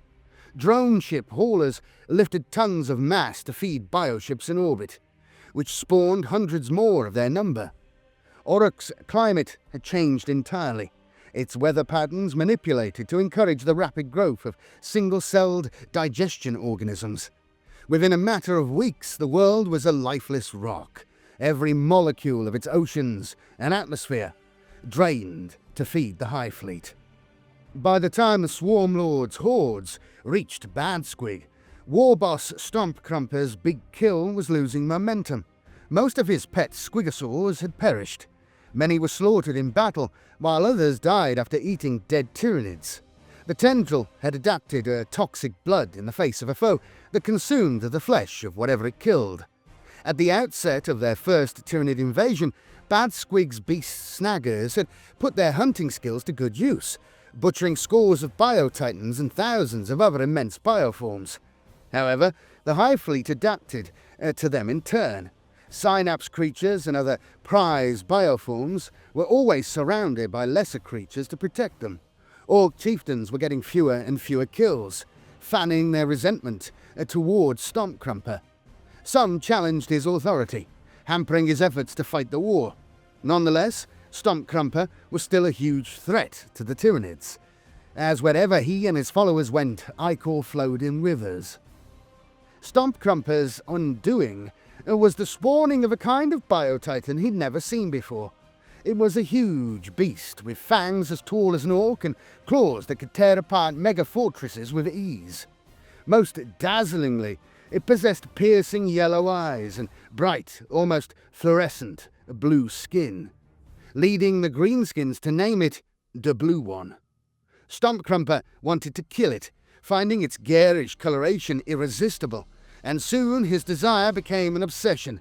He planned trap after trap, and sacrificed thousands of greenskins as bait, all to no avail. On more than one occasion, he almost took his prize, but it was simply the hive mind, luring him even further into his compulsion. The war boss's desperation grew to such an extent that he spent every waking moment in search of his quarry. He thus became easy for the Tyranids to manipulate, and eventually he and his army were led into an enormous trap. Stompcrumper found the Blue One at the centre of a deep, dried lake bed, with a relatively small number of other bioforms. The war boss believed this was his chance. Without thought for strategy, Stompcrumper charged in with his forces. Once they were stuck in the fray, hordes of Tyranids surged in from all sides, surrounding the greenskins and wiping them all out. The Orks had the upper hand in the fighting for Gork's bonds. Thousands of mechs invented new devices and weapons at a rate that matched the swarm's ability to adapt. Though the Tyranids had gained ground in the Super Rock's narrow tunnels, the Orks responded by simply building more chambers and tunnels for themselves on the other side of the planetoid. This situation changed dramatically with the arrival of the Swarm Lord's reinforcements. There were enough bioships to surround Gork's bonds and seed it with tens of thousands of vanguard organisms there to lie in wait for a later invasion. Though hundreds were killed when found by greenskin machines designed to detect Tyranid infiltrators, many more successfully established hiding places. The Leviathan attack that followed came against Gork's bonds from all directions. Great masses of bioforms were sent into every nook and cranny of the enormous planetoid. The vanguard organisms set ambushes that hampered Ork retreats, sabotaged crude life support systems, rooted out blood axe infiltrators, and prevented the greenskins from expanding into newly constructed tunnel networks and scrap forts as they had before.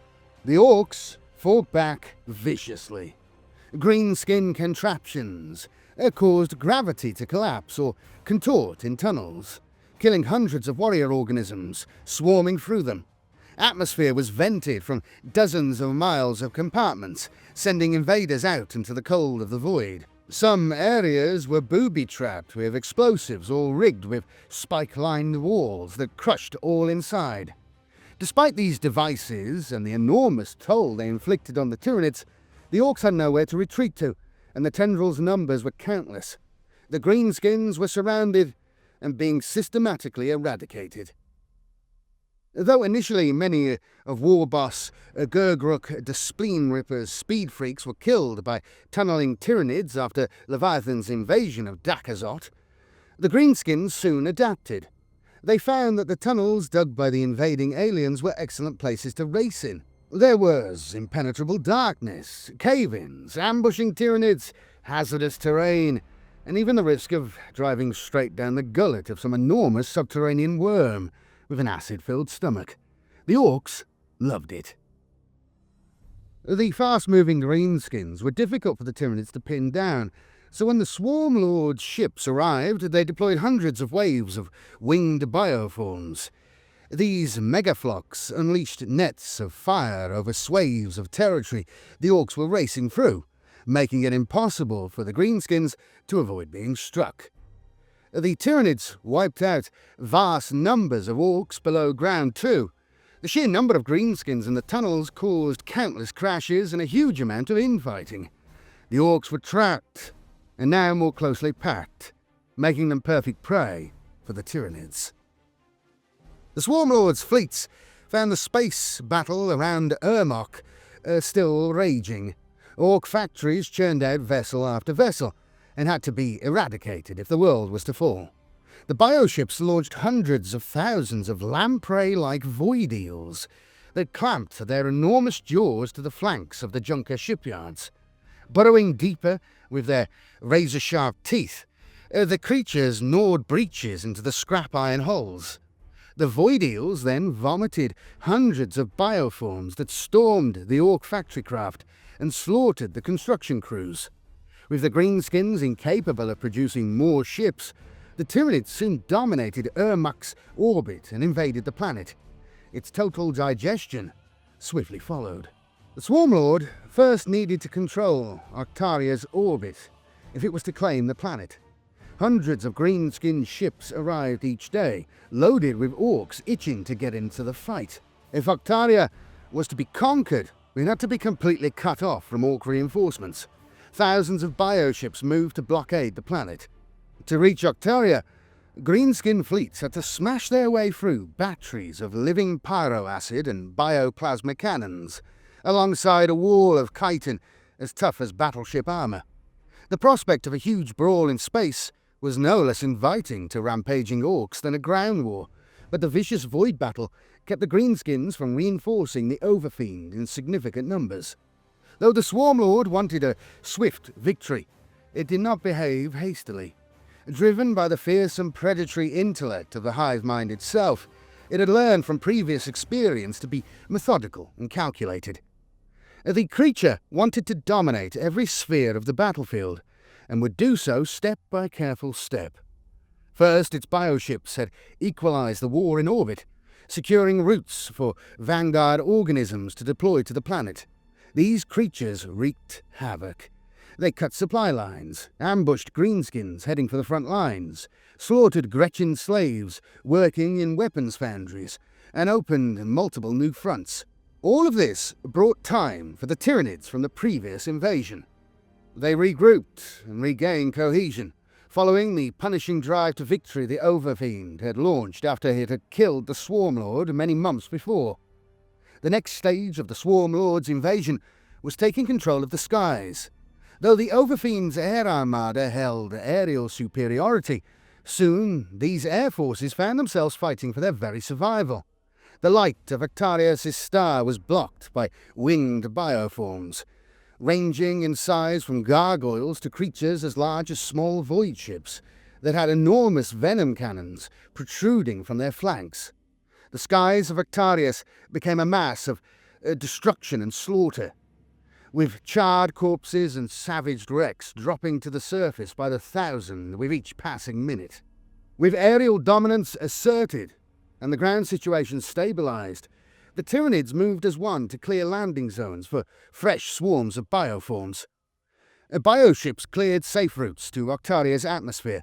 Portions of the skies were rendered devoid of Ork craft, and vast areas of ground were cleared of lingering greenskin warbands. The mycetic spore drops began, with billions of Tyranid organisms ready to sweep Octaria clean of all resistance. Amongst them were thousands of biotitans and artillery organisms to crush the gigantic contraptions the Overfiend was fond of deploying, and to bring down the greenskins' enormous fortresses. Still, the landing did not proceed smoothly, despite the Swarmlord's efforts. The Overfiend controlled every aspect of his world. Almost all of the planet's landmass was heavily fortified. The Mechanics who followed the Overfiend had tinkered, experimented, and innovated in countless ways, which included turning entire mountain ranges into weapons. When mycetic spores clung to them like ticks on a beast of burden's back, they opened like enormous maws of hungry bestial gods. Miles of rock parted to reveal rows of serrated teeth that gnashed and span violently. Millions of bioforms tumbled into their maws, and the jaws of metal and rock slammed shut, casting the Tyranids upon saw blades that reduced even the largest of them to gobbets of meat.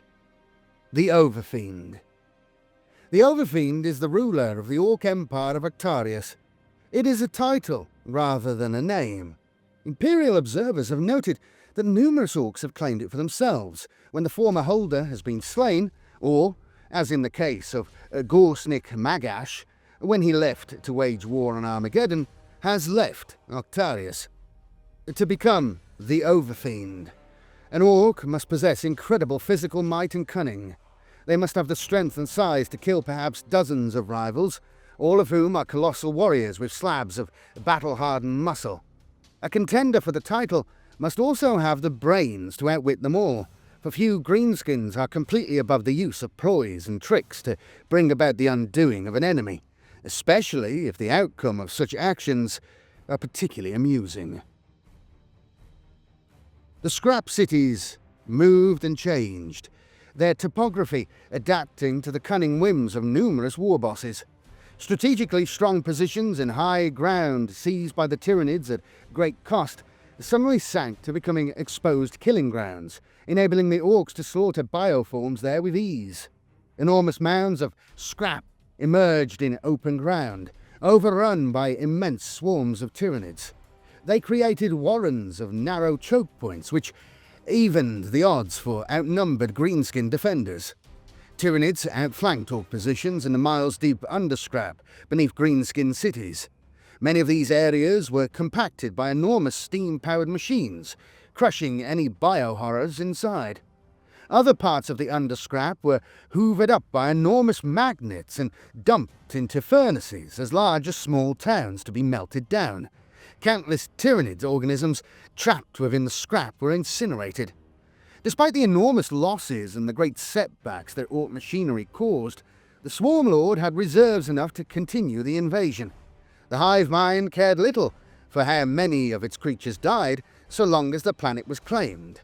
The biomass of the dead would be returned to it all the same. The Swarm Lord continued the assault, deploying wave after wave of bioforms of every variety. Bio-titans smashed their way through bottlenecks and levelled scrap cities. Fast-moving gene-stealers and lictors swept through the underscrap at great speed to avoid being crushed or swept away. Mountains that had been turned into weapons were assaulted by bioships which deluged the peaks in torrents of acidic vomit. The Swarm Lord deployed waves of feeder organisms to begin the process of consumption as soon as possible. Such were the Tyranids' losses, they needed to replenish lost biomass swiftly. With each passing day, more of the tendrils' bioships arrived. Many thousands were en route to Octaria. Some approached from nearby worlds that had recently fallen to the Tyranids, while others were yet to even pass through the Octarius system. All were bloated with biomass, ready to spawn more organisms. With this constant supply of fresh swarms, and the blockade around the planet holding off greenskin reinforcements, the Swarm Lord's hordes gained momentum. Through all of this, the Swarm Lord never took one step onto the battlefield. Instead, it waited for the right time to strike. When the Tyranids dominated the planet and the Orks were reduced to a fraction of their former strength. The Herald of the Great Devourer had all the eternal patience of the hive mind, and slowly its plans bore fruit, albeit at enormous cost. Ork hordes were overwhelmed, one by one, though it cost billions of bioforms.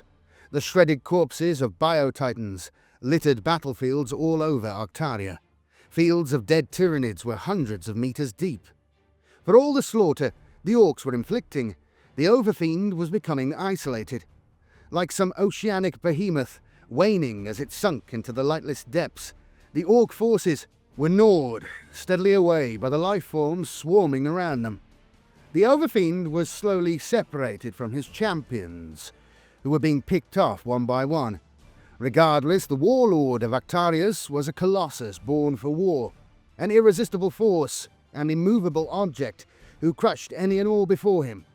No Tyranid force had yet defeated his host of mega-gargants, giant squigoffs, big mobs of stompers and millions of huge scarboys.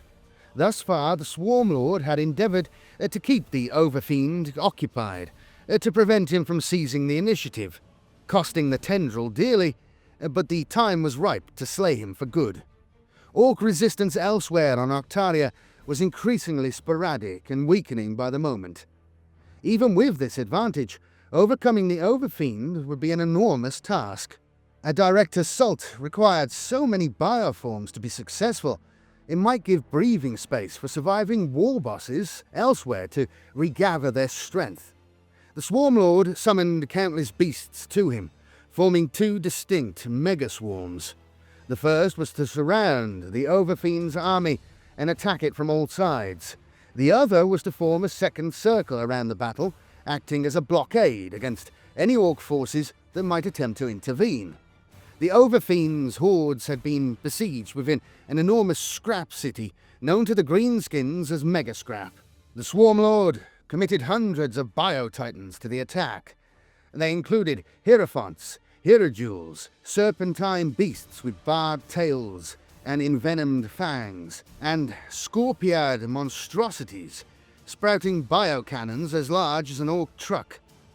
Boring worms tunneled beneath the Greenskin city, each of the blind creatures as large as a stomper. Scuttling around these immense creatures were bioforms of almost every variety and genus that hivefleet Leviathan could spawn.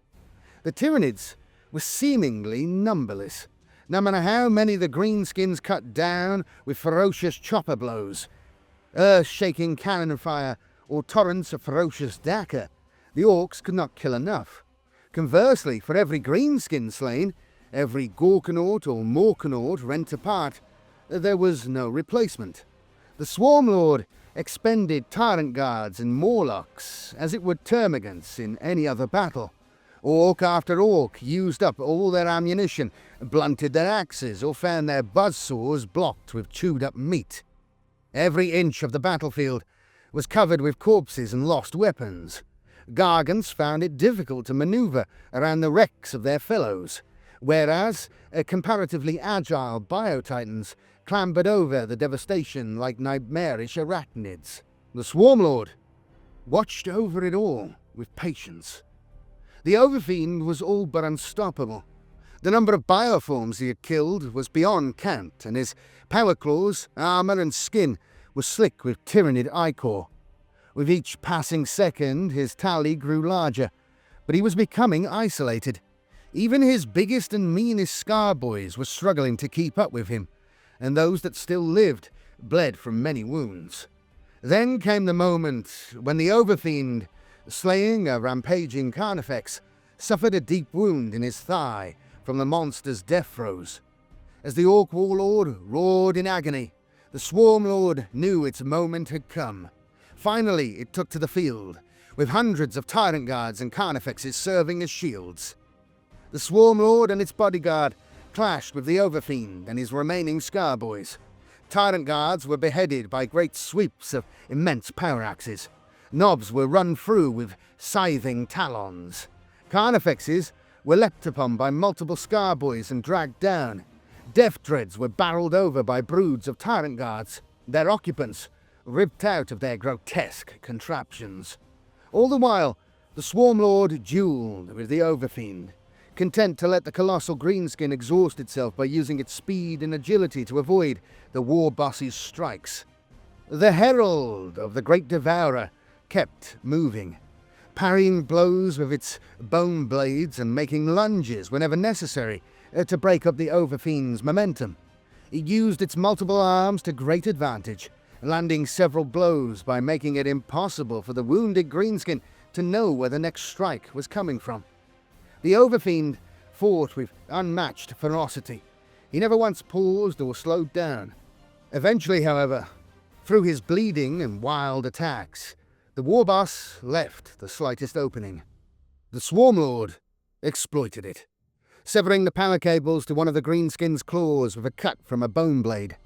Even the mighty Overfiend could not wield such a grotesquely massive claw without hydraulic assistance. Now it dragged at his side, dead weight. The Tyrant Lord of the Hive Mind moved in for the kill. Shedding its earlier restraint, it hacked and slashed at the pinned Orc Warlord, easily avoiding the Greenskin's desperate swipes with his remaining claw. At long last, the Swarmlord drove two of its bone blades down on the Overfiend's head, smashing it open and sending blood, ichor, and fragments of shattered helmet everywhere. Finally, the Herald of the Great Devourer buried its maw in the Overfiend's open skull and feasted on the Orc Warlord's brain. The Greenskin was truly dead. Victory was finally Leviathan's. Classified document. The Swarm Lord. Account of Tyranid command specimen identified in the Octarius sector. I thought it wise to inform you, Lord Kryptman, that the Tyranid command specimen described as the Swarm Lord by Imperial forces has been positively identified in the Octarius system. As you will see from the summary I've composed below, this creature's presence in the region has significant ramifications for the wider war effort in and around the Octarian Empire.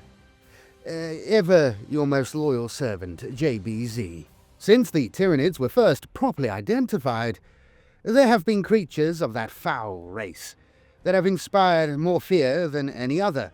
They have been called the Tyrant Lord of the Hive Mind, the Herald of the Great Devourer, the Destroyer of the Kalar Empire, the Doom of Galantaris, and the Undoing of all things.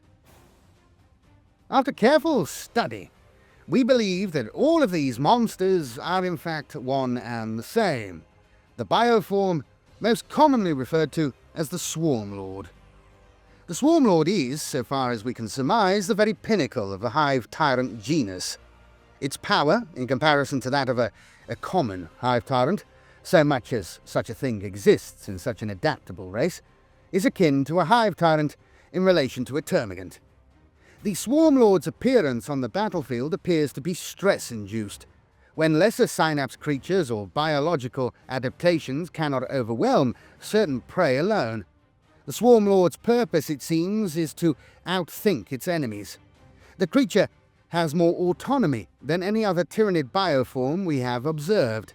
We believe that the Swarm Lord has destroyed entire civilizations and has likely been a part of the Tyranids' consumption strategies since before the species came to our galaxy. Since arriving here, we can confirm that the Swarm Lord has overseen the absorption of 24 worlds of the Hodar sector in 4 months, has wiped out the Tridents of the Atox Adeptus Astartes chapter, has overrun the Yeluna hegemony, and destroyed the Tigerish race. We have uncorroborated reports of dozens more similar events. These actions have taken place over several centuries, within every known hivefleet, even after the creature has been reported killed. This suggests that the Swarm Lord's link with the hive mind transcends physical limitations, such as the distances that separate the different hivefleets. Though it is immensely challenging to demonstrate, we believe it possible for the Tyranids to spawn the Swarm Lord in multiple locations, with multiple hivefleets simultaneously. See attached files on the silencing of Ergothren, Incident 13-0X, and the accounts of Lord Admiral Hexrus Coroto Prin, the 14th, for further information regarding this hypothesis. All of this combined suggests that the hive fleets may be more capable of coordinating on a galactic scale than originally thought. Can a Swarm Lord learn from the experiences of another fighting on the other side of the galaxy in real time? Can the Tyranids form a galaxy-wide strategy, managed by multiple brains in multiple locations? Such questions are terrifying to ponder. Classified Document 61267-L. Summary of ongoing events in the Octarian region. My Lord Kryptman, here is my précis of key events in the ongoing Octarian War. This summary is followed by accounts of other battles, including the ongoing struggles on Emush and the Corexil entanglement. I stress that the events in the Octarian region are deteriorating as I write. Within a matter of ship weeks, I expect all of what follows to be out of date to the point of uselessness. Further updates will follow on a regular basis. Ever your most faithful servant, JBZ. The Pancalis subsector. The situation in the Pancalis subsector is extremely critical. Following the loss of the Analani, Karnak, and Semithis systems, and now the Zizor and Savadosha systems are exposed to attack. If either falls, one of the Xenos races will have broken clean through the cordon. As a result, neighbouring subsectors have rapidly escalated their fortifications and armament efforts. Many worlds are carrying out mass conscription, which has caused considerable civil unrest. Though Pancalis was the first subsector bordering the Octarian Empire to face full-scale Xenos onslaughts, others are beginning to have challenges. The Hrengen, Latus Thea, and Erin subsectors are all under attack, albeit these assaults are at much earlier stages. The situation for the Cordon is growing so dire that I understand Inquisitor Sahansun is seeking an audience with Rabute Gilliman. Whether or not he will be successful in this is another matter. It does seem clear, however, that between combating direct assaults by greenskin hordes, digging in against Tyranid onslaughts, and combating the overspill of the ongoing war between these two races, remaining Imperial forces are spread thin all along this multi-system front. Separately to this strategic matter, our agents have been able to collect hundreds of samples of dead Xenos for study amidst the general disorder of the situation. These include Tyranids from dozens of genuses, Orkoids ranging from Gretchen to so-called Scar Boys, scores of Squig varieties, as well as a handful of Drukhari. I must say it is amongst the latter collection that the greater prize can be found. Stormtrooper Company 3-1 Beta recovered a live Drukhari homunculus. She, if such terms are even applicable to such deformed creatures, is being transported to your location as I write. If even a tenth of the rumours we have heard of these creatures are true, there is virtually no limit to the knowledge extractable from her. Though this is more speculation on my part, she may even prove valuable in solving the Tiamat problem. The Valoria incident. We have lost contact with virtually all of our agents within Inquisitor Van Roth's forces. The most recent reports we received suggest much of the Inquisitor's martial strength was caught in an Ork attack, surrounded and destroyed. I understand that a handful of dropships successfully escaped the planet, though at this point it is unclear who survived. We have also lost track of Van Roth's flotilla and those of his allies. I have instructed my acolytes to reach out to our friends in the Mung dynasty to find out more information and see, since her disappearance, which of Mung's assets they have claimed, if any. Such acquisitions would strengthen our associates, and therefore us in turn. Basilia was wealthy, even compared to her own family. It is likely that some may resort to military means to claim her riches. I will endeavour to ensure this does not happen. Intrafamilial strife is the last thing we need, especially with the rare assets of a Xeno-Savant dynasty at stake. Most crucially of all, we need word of what happened to the Ork crown device Van Roth was trying to exploit. It is entirely possible that the vast influx of greenskins was drawn upon the Inquisitor's position by the very crown he sought to activate, though this is a mere educated guess. Regardless, I submit we make it a priority to recover this device. There is little indication that it has been discovered by the Orks.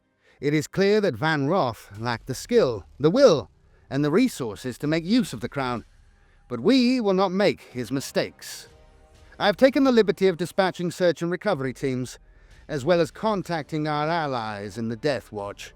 The Space Marines may be unwilling, given the fate of their battle brothers with Van Roth, but with the crown vulnerable to enemy hands, they have little choice but to reclaim it, even if I have to tell them that we only seek to destroy it. Sigma Olstari. The forge world of Sigma Olstari and the rest of its system is now in a stable condition, though this is thanks only to the efforts of High Marshal Helbrecht of the Black Templars, the rogue trader Ivor Falamore, and High Admiral Hurricane Ajon of Indomitus Crusade Fleet Primus. There is still ongoing fighting in most of the system's worlds. There is also the ongoing risk of battles between these enemy forces spilling over into otherwise pacified areas. Fabricator General Phlogostock has commenced a massive rebuilding effort throughout the entire system. Overall, our analysis is that Sigma Olstari is capable of holding out against further attacks in the short term. However, this is dependent on the continued presence of those reinforcement fleets that came to the system's aid. It is unlikely that Helbrecht or Ajon will wish to remain in the system for long. Both of their forces are crusades, supposed to be ever on the move in search of new targets and battles.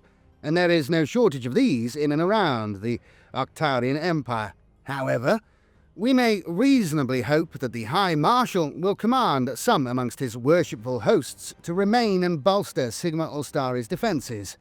Reports indicate that both commanders have already dispatched probing missions looking for new threats to engage. If the potential of their leaving the system does not create a conflict with Phlegostok, any request from Ajon to replenish her ranks with troops from Sigma Ulstari will. Part of the Indomitus Crusade's modus operandi is to gather new forces from any worlds they liberate. The Fabricator General will be most reluctant to relinquish a single Skitarii to fight elsewhere, while his world is still recovering from numerous apocalyptic invasions. Phlegostok is already furious. None of the 3 reinforcement fleets came to him as a result of the efforts of Inquisitor Sahansun. The Fabricator argues that the Cordon has failed him, and that the guarantees it offered are meaningless. Not only has Phlegostok dedicated much of his system's industrial output to its own defences, he is actively withholding resources from other systems in protest.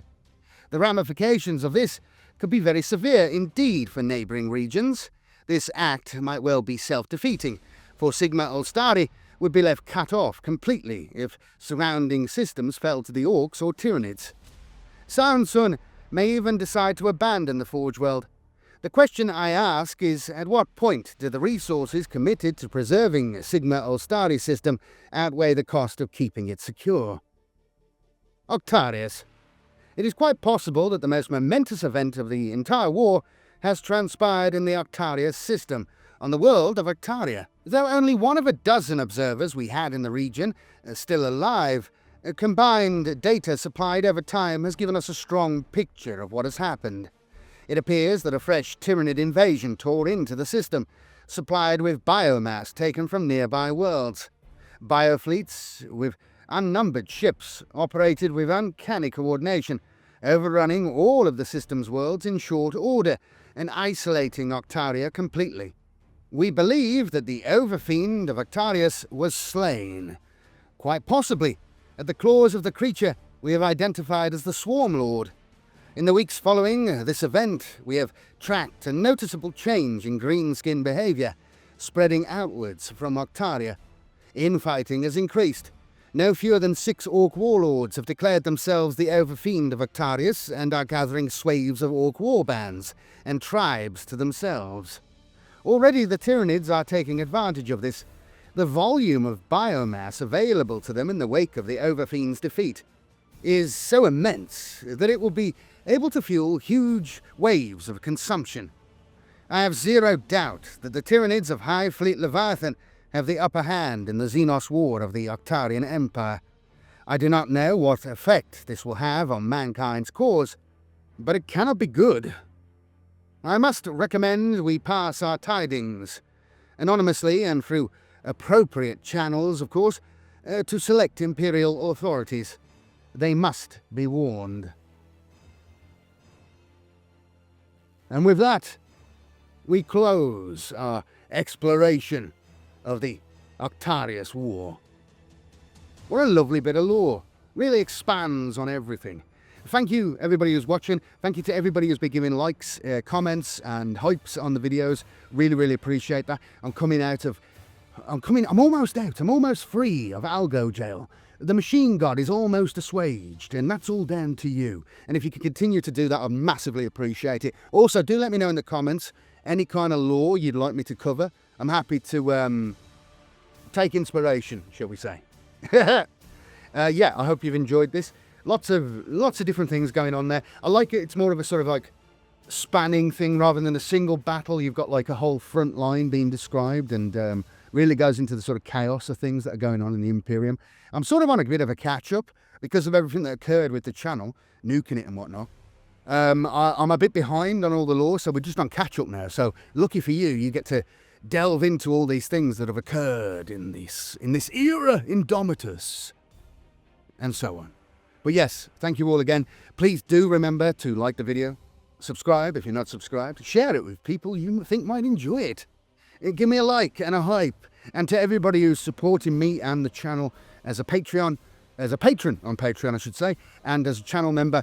Lads, I cannot thank you enough. You guys are the true superheroes. And to everybody who's been giving super chats recently, massive appreciation. I cannot say how much any of this financial support really, really helps me. I don't like begging, you know, unless I'm doing it ironically. But, yeah, I appreciate it. I really, really appreciate it. But we're almost there. We're almost back to where we were before things went haywire. And, yeah, I'm aiming to do a new video every week. Again, this was a bit longer. This was a bit more tight to get out. I've really had to crunch. I've had to have a crunch, you know, and really push to get this finished this week. But, yeah, I managed it, so that's great. And I'll do another one next week. Don't know if it'll be as long. It might be. But sometimes are coming up where I've got some truly huge videos and they are going to take more than a week to do. But, yeah, any comments are really appreciated. I really appreciate it. And, yeah, I'll be back again with more stuff very soon. Goodbye. Ta-ra. May the Emperor protect.